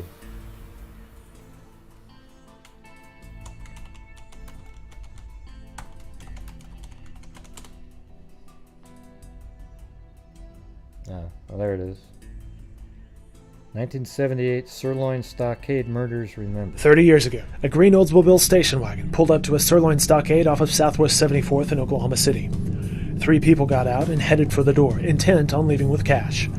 Once inside, the group herded 6 restaurant employees into a meat locker. Who cares if you can't see? Moments later, the sound of gunfire echoed through the restaurant. The group piled back into their car and peeled out of the parking lot with $1,200 in I can't hand. see either. When police arrived, only one employee was still alive, but died an hour later. But what I really remember to this very day is each body coming out one by one by one until all of the victims have been removed. And of course, photographing each body as they came out. And at that time in my career, I was probably in my early 20s. Many of the victims, were similar ages to me or maybe a little younger. And to just be going to their job, doing what they do to earn some money, and then to be killed so violently and senselessly. It was just, it certainly attracted everybody's attention. Crazy. Detectives gathered fingerprints and searched for clues at the scene. Their search for answers would last for 5 months. Officials with OSBI received a tip from an anonymous caller claiming to have met the 3 suspected killers. He told investigators 2 of their names, Verna and Harold Stafford. Harold Stafford was killed in a motorcycle accident in Tulsa just a few days after the Sirloin Stockade slayings, but authorities found Verna in Chicago. Verna implicated her husband in the shooting deaths, and a nationwide manhunt for Roger Dale Stafford was underway. March 13, 1979, Chicago police arrested Roger Stafford at a YMCA, and he was sent back to Oklahoma the following day. Verna came to Oklahoma to testify against her estranged husband. She claimed Roger and That's crazy. They should have both blamed it on the guy that died in the motorcycle accident. his brother Harold started shooting when one restaurant employee started talking back. 1 week after the trial began, Roger Stafford was found guilty on 6 counts of first-degree murder. He was sentenced to die by lethal. Wow, that's crazy. Wow. Let's see. While a fair and its attendant Carnival were in operation in Oklahoma City, officers conducted a daily intense search of the fairgrounds, hoping to find the girls or any clues to their whereabouts. The last contact Charlotte and Cinda had with their parents was September 26th, when they telephoned with news of their job offers, right? That was around 5 something. They promised to call later to arrange for rides home, but those calls were never placed. The search found out across the country when Oklahoma City authorities linked the girls' disappearance to a Carnival drifter, but investigators arrested a 36-year-old man on October 9th in Greenville, Alabama, but later learned that the man's alibi placed him in Dallas when the girls disappeared. The man was returned to Oklahoma, but kidnapping charges against him subsequently were dropped later.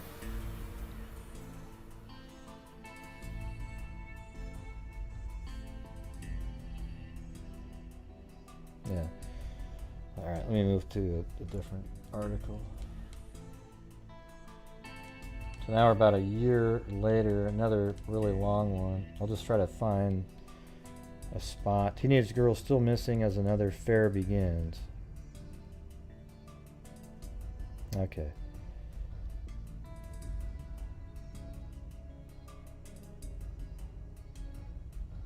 Cinda's father, okay, both parents are convinced their daughters are alive.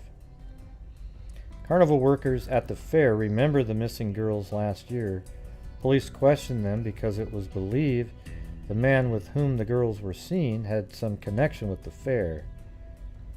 The Carney, a 19-year-old woman who asked that her name not be used, recalls seeing flyers of girls' photographs last year. She said she was surprised to hear that Cinda and Charlotte still are missing. We were really concerned, the worker says. Man, the energy level's dropping. It's almost coffee time. Investigators will return to the fair this year in hopes of learning something about the missing girls. Where is it?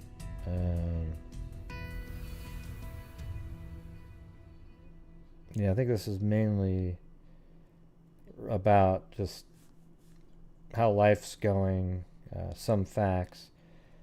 The person is described as a white man who's about 6'1" to 6'3" and weighs 200 to 250 pounds.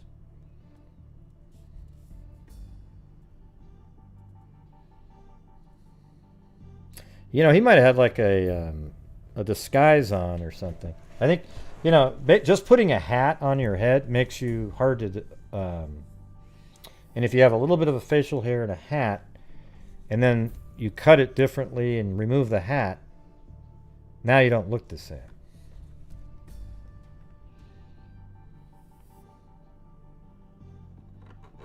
Okay, so they go back over the Corey thing again. Thank you, Scott Holland. An energy cup of coffee. Thank you.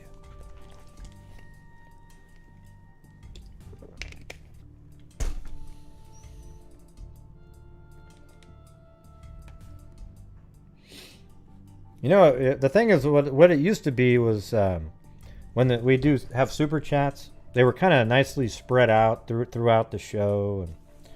But it seems like now there's like these 45-minute lulls where I start going, God, is this like really boring or what's going on? You know. Let's see. Oh yeah. So this is, all of a sudden now we're at like 3 years later, the media coverage really stopped. But listen to this one. Well, let me switch it over here. There's this one person becomes very much I think this is an actual person who did something. Right? I think this is actually, I think this is the killer that we're going to be talking about now. And his name is Royal Russell Long. Okay? So I actually went and looked him up from before, and it's kind of interesting, you know, in these articles here. Let's see, where is he? Right here. So this is a divorce right here. This is 1981, February 15th. That's kind of interesting. So they were murdered in September of 1981. Okay, so it's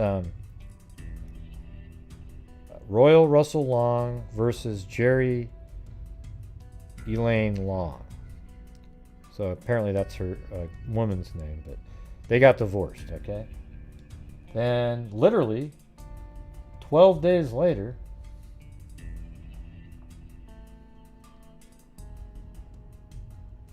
I gotta find right here.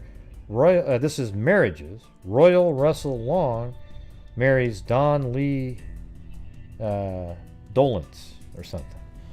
Isn't that crazy? So Royal Russell Long marries right away, like literally 2 weeks later, marries somebody else. And you sort of wonder why the first lady divorced him. And then he gets married to her. And then look at this crap. I mean, see, listen. I think this is very telling what I'm showing you right now. Now look at this. He got divorced. And now I have to go find it because it's highlighted when you're using the search thing.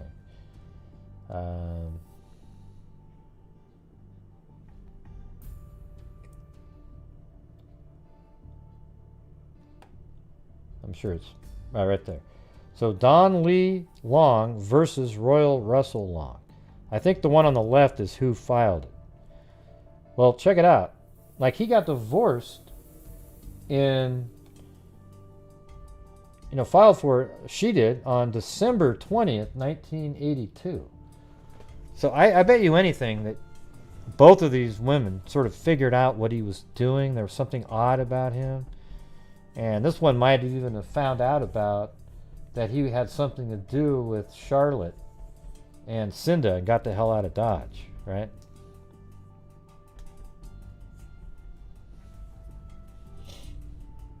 Yeah, that was Florida, but they weren't really spotted there. That's not true. That's just somebody, it's bullshit. All right, then in 1984, see, this is all separately going on here. It has nothing to do with the Charlotte and Cinda case at this time, right? The man sought in connection with the kidnapping and rape of an 11-year-old South Dakota girl has been identified as Royal Russell Long, also known as Roy Long. The 49-year-old Evansville man is described as 6'3", so pretty tall. You know, the other one was 6'1", to little, almost that same height, and his weight's correct, 220, with gray hair and full gray beard. So look, it even has the beard. He is believed to be driving a late model Chevrolet truck, brown with silver stripes and a white camper shell. The truck has chrome wheels, dual CB antennas, and step-up sides. Long is armed and should be considered dangerous, Evansville Police Chief Don McCady said. Information obtained by the Star Tribune indicates Long is the part owner of a go-kart track. Oh man, he even had a little industry where kids would go all the time. That would be in the profile. If you're going to do an FBI profile on a person like this, just like John Miller, they said he'd live near a school so he could see kids. He'd find a way to do something that he would be around kids. Well, that's exactly what this guy is doing right here. The missing child is described as 5'3" in height, 110 pounds, with black eyes, tinted black hair. He probably thought she was a little bit older, being 5'3" and 110 at 11. She's an American Indian with Oriental features and was last seen wearing black parachute pants and black shirt with white horizontal stripes.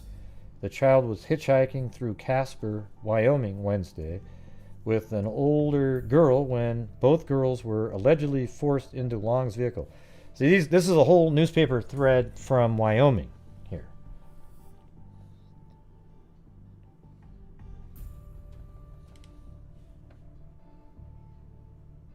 Now, the 11-year-old is a student at the Brainerd Indian School, a boarding school near Hot Springs, South Dakota. The older girl is a high school student in Hot Springs and apparently lives with her mother. Authorities believe they were hitchhiking to Idaho. So there's two different girls in this one also. Okay, then we're going to move to the following day. And so look at this guy. Now you put a little straw hat on him. Where are we going to go? Let's go back to the right here. Let me go to the sketch. I know we have a sketch in here. Right here. Watch this. See, all you have to do is cut that beard a little bit, put a straw hat on. You end up looking like the other picture, but look at, he's got a beard. It's not long. Put a straw hat on him, and then he probably looked like that picture of the other guy. And glasses, you know, I bet you he wears glasses. Can't see him in that picture. But. And so that's the missing girl right there.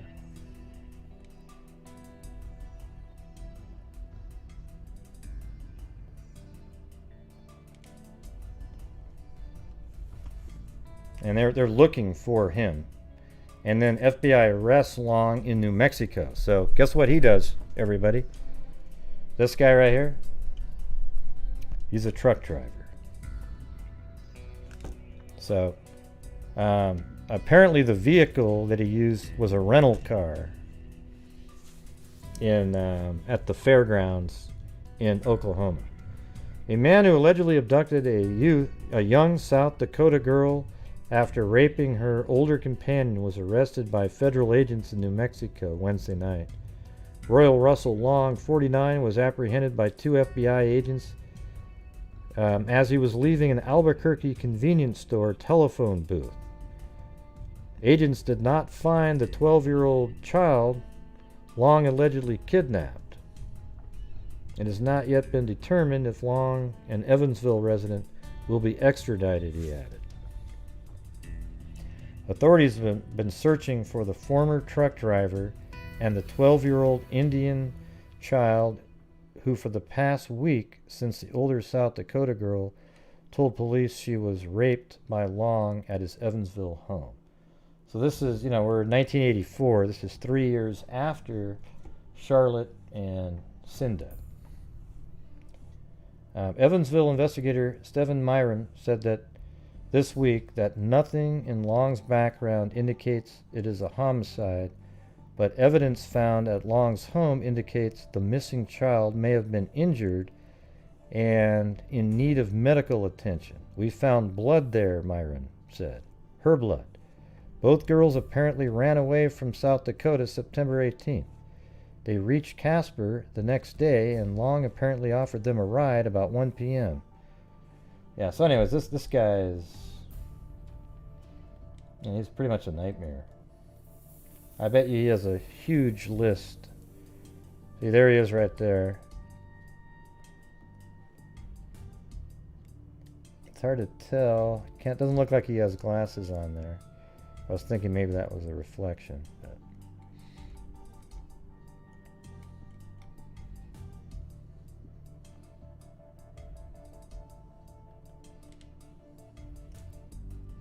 And I'm in 1984 right now still. Man charged with rape returned to Wyoming. So he's being worked through the system at this point. Reward fund organized for information on missing girl. So she's still missing. This is 1984 late. People who come forward with information concerning the whereabouts of a missing 12-year-old South Dakota girl may be rewarded by the local Crime Stoppers. Yeah, so this is one of his victims right there. I'm not going to read through all these, but...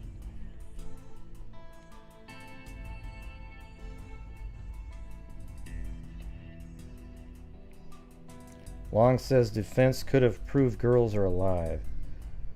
See, let's see. Royal Russell Long, the Evansville truck driver, who won dismissal of his murder charges in Oklahoma County, said he and his lawyer were ready to prove that 2 girls missing since they left the state fair in 1981 are alive.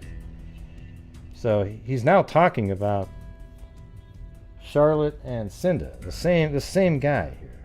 Okay, so I'm gonna go back over to the folder with them in it and go to the one. So this is February 6th. Listen to this. Royal Russell Long, this serial rapist killer, a suspect in the disappearance of 2 Oklahoma City teenagers more than 3 years ago, told a Wyoming newspaper he was at that fair of Oklahoma the day Charlotte, Kinsey, and Cinda Pallett were missing. Okay, listen. The fact that he admits that he was there that day, out of all the places he could have been, and the 2 girls are missing, he did this. This guy did this. All right, there's almost no chance that he didn't do it. Long, 49, of Evansville, Wyoming, told a reporter with the Casper Star Tribune that he was at the fairgrounds to conduct some business. He could not elaborate except to deny knowledge of the girls. Oklahoma City police questioned Long, already convicted of kidnapping and assaulting 2 South Dakota girls, about the September 26, 1981 disappearance of the 2 13-year-old Oklahoma girls. Several witnesses who saw the girls at the fair in the company of an older man selected Long's picture from a photo lineup. Oklahoma City police spokesman Lieutenant Dave McBride confirmed Tuesday that Long's photo had been picked from, but declined to say how many people selected his picture. McBride termed the results of the photo lineup certainly good news, but cautioned that it was just another link in the chain evidence that it takes to put a case together. Yeah, of circumstantial. Long is currently held in Natrona County Jail in Casper after being sentenced to 2 life terms for the September 1984 kidnapping and rapes of 2 hitchhikers.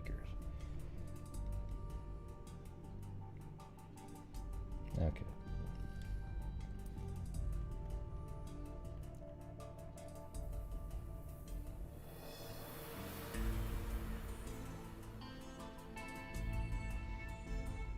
Yeah. So then the actual, there's a website out there called Stories of Unsolved. I'll probably just go through this a little bit here. And it sort of broke down, had all the same articles, I think. It seems like they basically just read newspapers.com and came up with the same stuff. Let's see. Upon receiving the missing persons report, uniformed and undercover officers at the fairground looked for any sign of Charlotte and Cinda. Volunteers went from booth to booth hanging up flyers. The police department formed a dedicated task force. Based on witness reports, investigators were able to put together the following description of a potential suspect. A male between 35 and 50, long fits that, weighing approximately 200 to 250, long fits that, and standing 6'1 to 6'3", long fits that. He had dark hair with gray streaks, a mustache, and a full beard. He fits that. And muscular arms. I don't know. He was wearing silver wire-rimmed glasses, a brown striped or plaid cowboy shirt, cowboy boots, a flimsy straw cowboy hat, a digital watch on his left wrist, a yellow badge, and a leather belt with the name Joseph tooled into it. Yeah, and Royal Russell Long doesn't sound like a Joseph.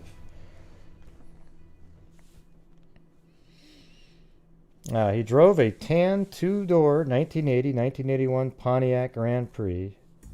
His, let's see. He approached numerous children the day Charlotte Cinda disappeared, offering jobs that paid $5 to $10 an hour.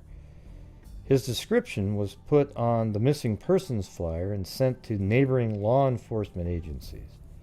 2 teenage boys came forward to discuss their interaction with the man. They said he'd driven them to the girls to a truck stop off I-40 to meet the truck with the stuffed toys. When it wasn't there, he asked the boys to wait at the stop while he drove with the girls to check the next one. He gave them $10 before driving.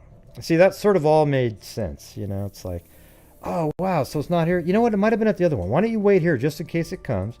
And then I'm going to go to this one. And why don't you guys come with me? Because you guys, yeah, it's just...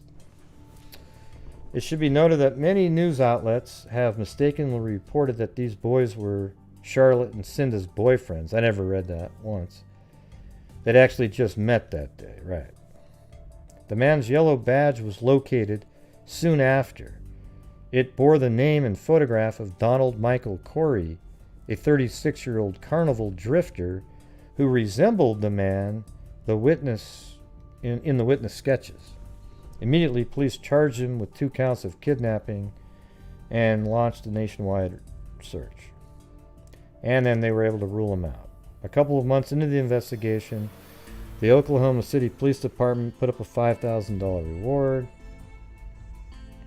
The girl's parents received countless leads from various organizations, all of which they passed on to police. Cinda's father was aware that a man identified as James Miller had allegedly confessed to killing his daughter, while another man named Sig Raglan claimed to have seen the girl's bones and burned clothing. Royal Russell Long, a carny and part-time long-haul truck driver, has long been considered the prime suspect in the case. Not only did he closely resemble the suspect's sketch, but he lived in Tuttle, Oklahoma, and had delivered equipment to drilling rigs across the state. He'd arrived in Oklahoma City the day before Cinda and Charlotte disappeared to deliver a flatbed trailer to a local business, and later admitted to visiting the fair the following day.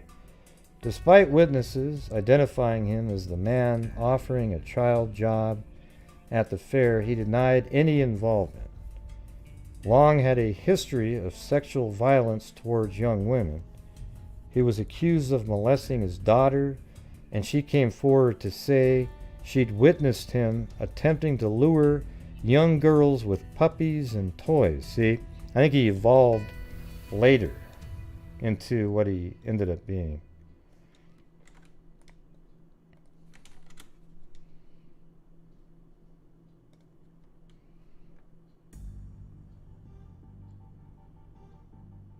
Yeah, I wonder if he had the... Look at the... Is that? I wonder if that's one of the sketches right there.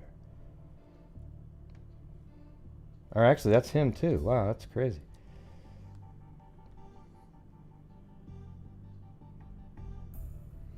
That's funny how much he looks like the sketch they put out there. And how he kind of looked like the badge that he took.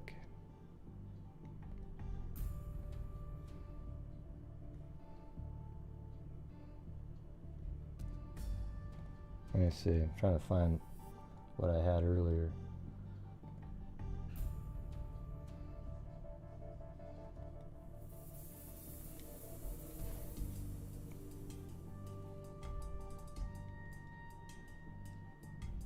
Yeah, look at that. Boom, boom. Look at those. Man. That's 100% him. No doubt about it. And then what's really weird is look at this guy. Look at how... No wonder that guy got arrested. This guy got arrested here. Look at this. I don't know if you guys can see that. Like right there, look. Oops. This is the Don Corey, the badge that this guy used. Look at that. It's almost like he tried to make himself look like that guy. Maybe that was a picture from around that time. See that? Look at that. Crazy. All right. Yeah, he died in 1993. Alright. Police were able... okay, Long had a history of sexual violence towards young women. He was accused of molesting his daughter, and she came forward to say she witnessed him attempting to lure young girls with puppies. She also claimed he'd told her that no female over the age of 13 would ever sexually satisfy him. Isn't that sick? According to Oklahoma City prosecutor, Long was a person of interest during the early stages of the investigation, but was removed after 3 or 4 days. Long was a person of interest during the... Oh, really? It would take another 3 years for him to reappear. Oh, that's interesting that he was on their radar right off the get-go. That's not something that was in the articles, at least. Police were able to locate the Pontiac Grand Prix he rented during his stay in Oklahoma in El Paso, Texas. A witness came forward to say that they'd seen the girls with a man matching his description in a similar vehicle on September 26, 1981. And that's the same day. The vehicle was roughly examined. 13 scalp hairs found in the trunk came back as a match to Cinda, and animal hairs were found matched. Though, how did that happen? I mean, they must not have checked that Pontiac for years, because they sort of let him go. If they, I don't know, man. How did that stuff still be? Why would it still be in a rental car 3 years later? Blonde hair was also found stuck to the corner of the mat. 3 separate forensic tests proved there to be bloody boot print and other blood stains on the mat in the trunk. While they didn't yet have access to DNA technology, an expert was able to determine that either one large body or 2 smaller ones were outlined in the blood stains. However, he wasn't able to testify and say it was human blood. But man, Cinda's animal hair, just like that other case that we talked about. The girl in the back of the pickup. And her cat hair was in there on the tarp. A lock of blonde hair was found during a search of Long's trailer home in Wyoming. While it may have belonged to Charlotte, tests proved inconclusive as the strands didn't have their roots. Well, now it wouldn't matter. Long was charged with kidnapping. See, they could definitely, if they still have those hairs, they can get the answer. to the question right now.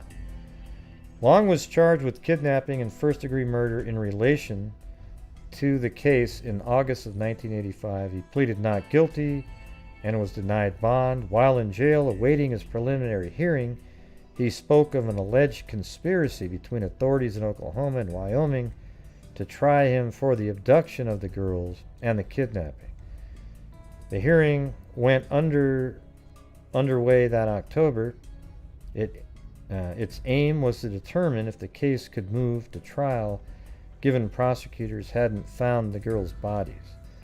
Along with hearing from the boys, Lance Rumsey, the judge heard testimony from two teenage girls who claimed to have been approached by Long. They said he'd offered them a job unloading toys, but they grew suspicious and walked away. Oh, man. Good for them. The defense argued that Charlotte and Cinda had been spotted in Miami, Florida. They also argued it was possible they were working as prostitutes in Burbank, California, filming a porn movie titled Little Love Slaves. It's also possible they were abducted by aliens. Let's see, the hearing ended with the judge throwing out much of the physical evidence, as well as information regarding his involvement in the case of Sharon Bald Eagle and testimony from Long's daughter and an inmate. So the judge was an idiot. One of those ones, I'm going to believe this guy. And threw out everything. Okay. The prosecution appealed the removal of kidnapping charges and won. During the appeal, both sides saw motions thrown out, blah, blah, blah, blah. So here we got, down below here it says, Royal Russell Long is also a possible suspect in the following cases. The disappearance of 19-year-old Carlin Brown from Rollins, Wyoming on July 4th, 1974. She and her friend Christy Ann Gross, were attending the Little Britches Rodeo when they vanished. Christie's remains were located in Sinclair, Wyoming in October 1983. Her cause of death, 2 blows to the head. Carlene has never been found. Well, she's dead too. Never mind. The disappearance of Deborah Ray Meyer from Rollins, Wyoming on August 4th, 1974. Deborah was visiting relatives, so this is just a month later, when she decided to walk to a local movie theater. She never arrived and hasn't been seen since. The abduction and murder of 10-year-old Jaylene Dawn Banker on August 23rd, 1974, so 3 weeks later. Her family were in the Carbon County Rodeo in Rollins, Wyoming, when Jaylene disappeared. Her body was found in a field 2 miles south of Rollins on April 24, 1975. Her cause of death were blows to the head. Then in April of 1985, 9 years later, a report came in which said Cinda and Charlotte had been spotted in Miami several times over the course of 2 months. They were said to be using names that were similar to their real ones. Despite a task force being formed to comb northwest Dade County, the girls were not located. The case was featured on America's Most Wanted. After the broadcast, a woman called their hotline claiming to be Cinda. However, she turned out to be an 18-year-old from Virginia who had a history of mental illness. Investigators believe Cinda and Charlotte's bodies are somewhere in Oklahoma, but will likely never be found. Foul play is suspected in their disappearances. Charlotte's DNA is available for comparison, while Cinda's dental records and DNA are on file should their remains be located. Anyways, that's it. Crazy, huh? Absolutely wild.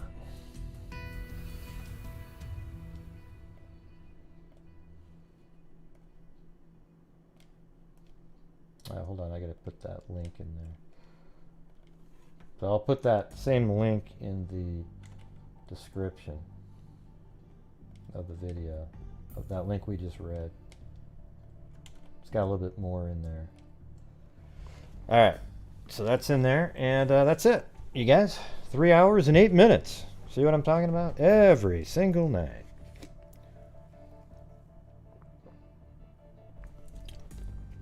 But I hope you guys thought tonight was interesting, at least.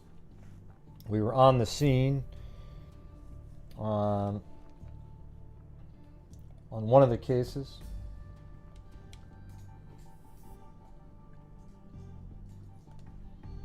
And that is Cindy Lynn Powers. So in the Cindy Lynn Powers case, we went, what I can do is I can do a quick recap of that one as we end the show for those who showed up late.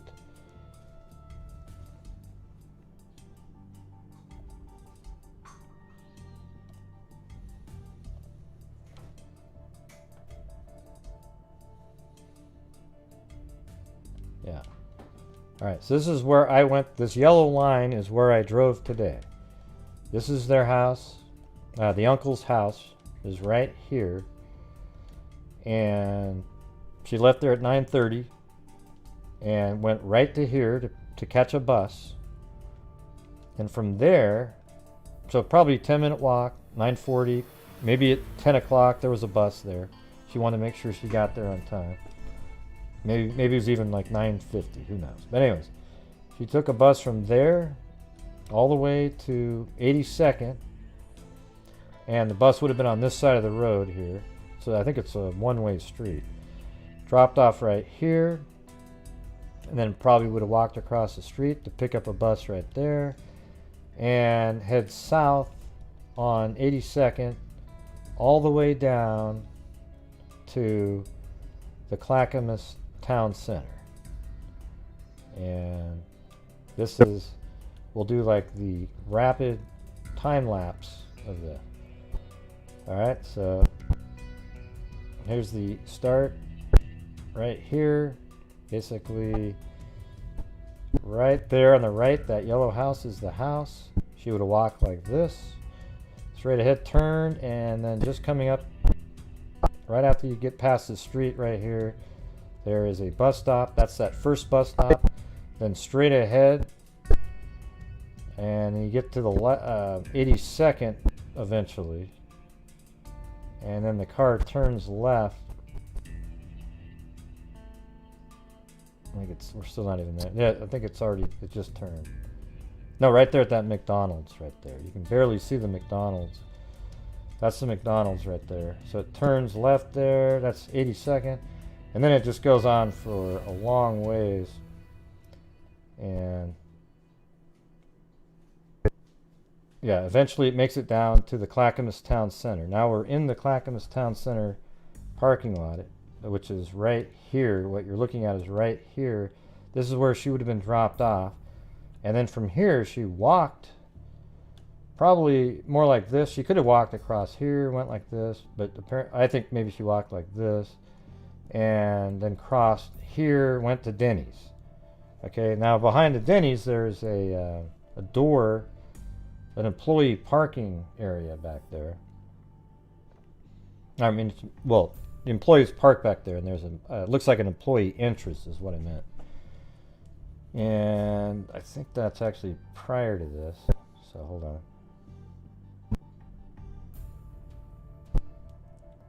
So there's the Denny's on the right. Okay.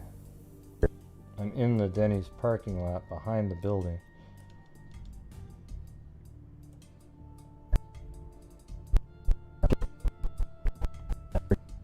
And I think, there's an employee entrance probably.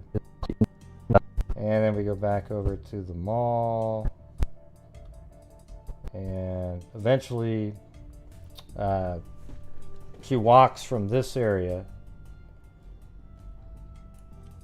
which is right here, and then tries to get to Denny's, but she never made it to Denny's. A bus driver said he remembers dropping her off there. And then eventually her body is found behind what used to be Levitt's. And if you go back to 1999, before Lowe's was built, it's still Levitt's here. And you can see there's much more trees there. The car probably drove up behind here, and this isn't really paved back here. It is now, because Lowe's put in pavement. See that? It's all sort of still built on the same large foundation, but now there's cement back there, and there is none back at this time. Maybe a little bit right in that little area there, but mainly foliage back there. So the killer probably, it was at it's going to be 10:30 at night, abducted her somewhere right over here at Denny's. It's only less than a mile away. Took her here knowing that there's nobody is going to be here around 11 o'clock on a weekday. And there was no residential people here either. So this is a place where screams will not be heard. And apparently she was bludgeoned to death and likely sexually assaulted and just left there. And then two people searching for bottles found her back there, right? And I went back there, went through the Lowe's all the way to the back, and this is, generally where she was, but this whole area back here was trees. So those trees probably came all the way back this deep until they put cement back there. So there you go, everybody. That is the recap of the show. Anyways, I thought those were pretty interesting stories. Thanks for sending me or posting those in the group so I can check them out.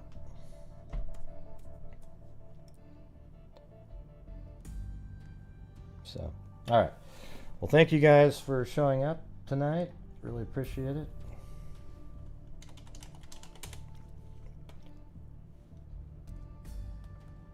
And let's see.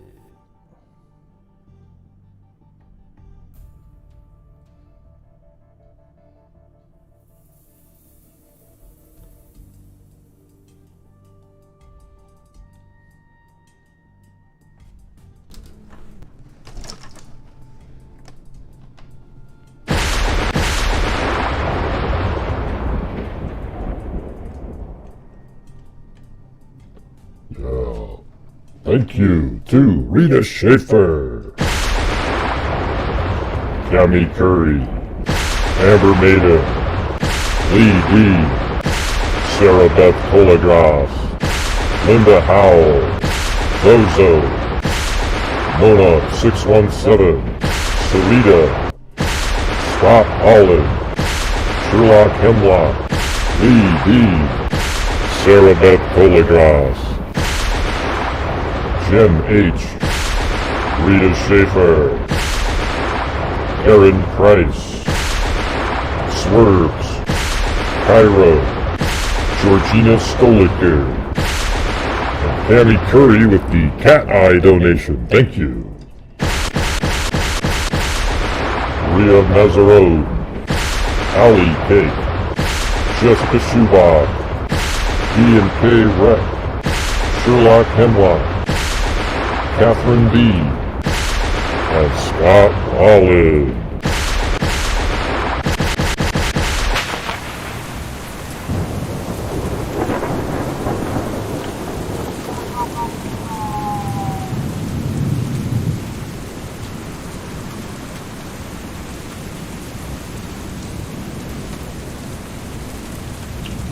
Yeah. All right, well, thank you guys again, and make sure that you're, if you haven't vaccinated, try to get back to normal again, everybody. If not, you got to keep doing what you were doing before, washing your hands, masks, all that kind of stuff. All right, everybody, thank you very much. And as I always say, until next time, be safe out there. Yeah, I've been doing this true crime thing for quite a while now. And during this whole time, I have not seen one person That is a crime dissector, plug rejector. I'm a certified human lie detector. Gonna get ya on a stretcher if you try and play me like an old projector. Crime sector is my nectar. Professor Gragel's gonna give another lecture. Crime collector, freak connector, and I'm always gonna be a pup protector. Fool deflector, interceptor, and I'm meaner than a spectre with a vector on his spectre. With all respect, y'all, just remember I've a temper fucking check ya. I have no agenda, I'm no pretender, and I'll serve it to you straight without the blender. And in the end, I'm gonna send ya on a mission to reveal the true offender. Yeah, so I'll just get right back to work. All right, everybody? Hey, alright, great, thanks, man. Yeah, no problem, Mary Lou. Yeah, thanks, Gray. Yeah, thanks, Gray. Really appreciate it, man. Oh yeah, you too, John Boy.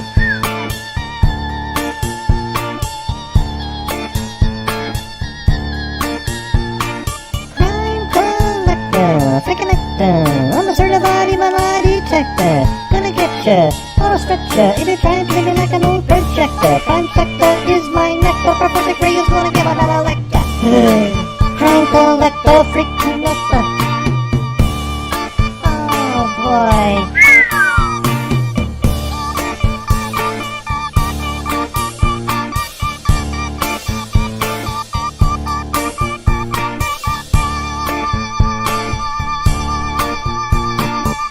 When I'm in the mood, I sprinkle troll on my food, but I don't eat it. I chew it up and spit it out and repeat it. It's not a treat, the troll is beef. Just one of the ways that I defeat it. Staying in my groove when there's a troll on the move. Just takes a second to remove, 'cause every time I conclude the troll is gonna lose. Nice try, lizard eye. I see you creeping on the sly. Why you think you're so fly? Such a whiny cry. Battle me, you're gonna fry. Gonna send you out to mummify. It's time to say goodbye.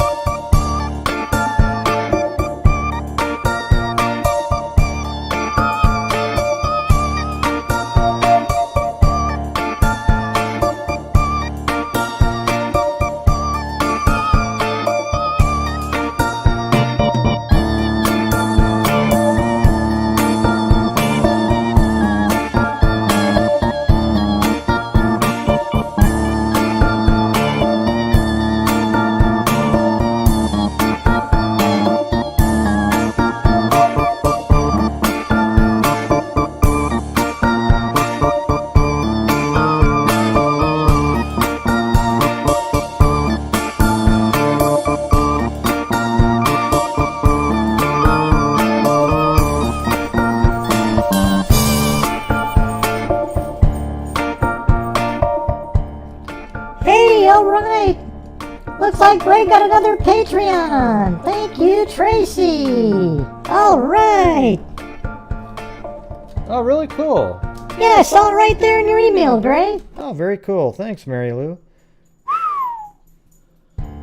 Oh, looks like, hold on a second. Okay, look at, we just got an email from Colleen Fitzpatrick. For those of you who stayed around until the end here, we got word this afternoon that the DNA, was only about 40% human, but that's not bad. Okay, hold on a second.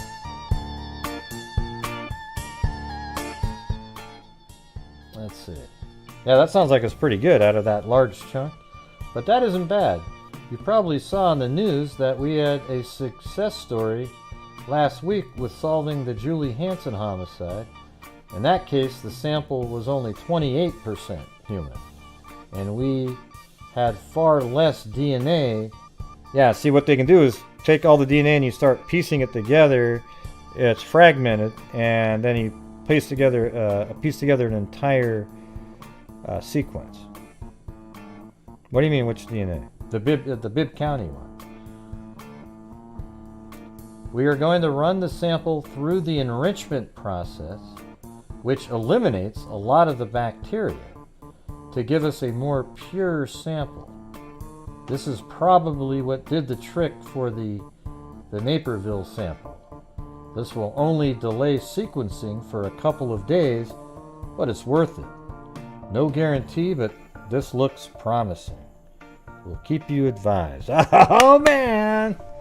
This is for the Bibb County, the hitchhiker who was hitchhiking in 1961 in Alabama, Bibb County.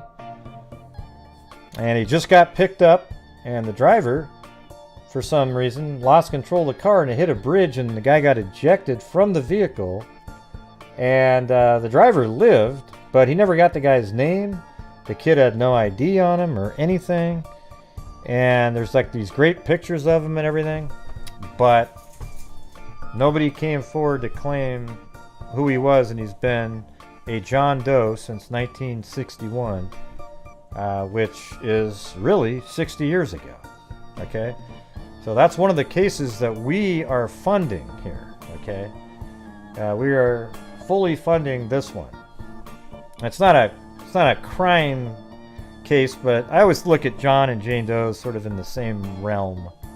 You know, they're people. It's almost a crime that they're not identified. You know. So, anyways, that was breaking news right at the end of the show. There. I don't know if it's the craziest case, but yeah, it's kind of interesting. He had some carved tattoo on his arm, that kind of thing. All right, everybody, I am going to get out of here. Thank you very much, and be safe out there.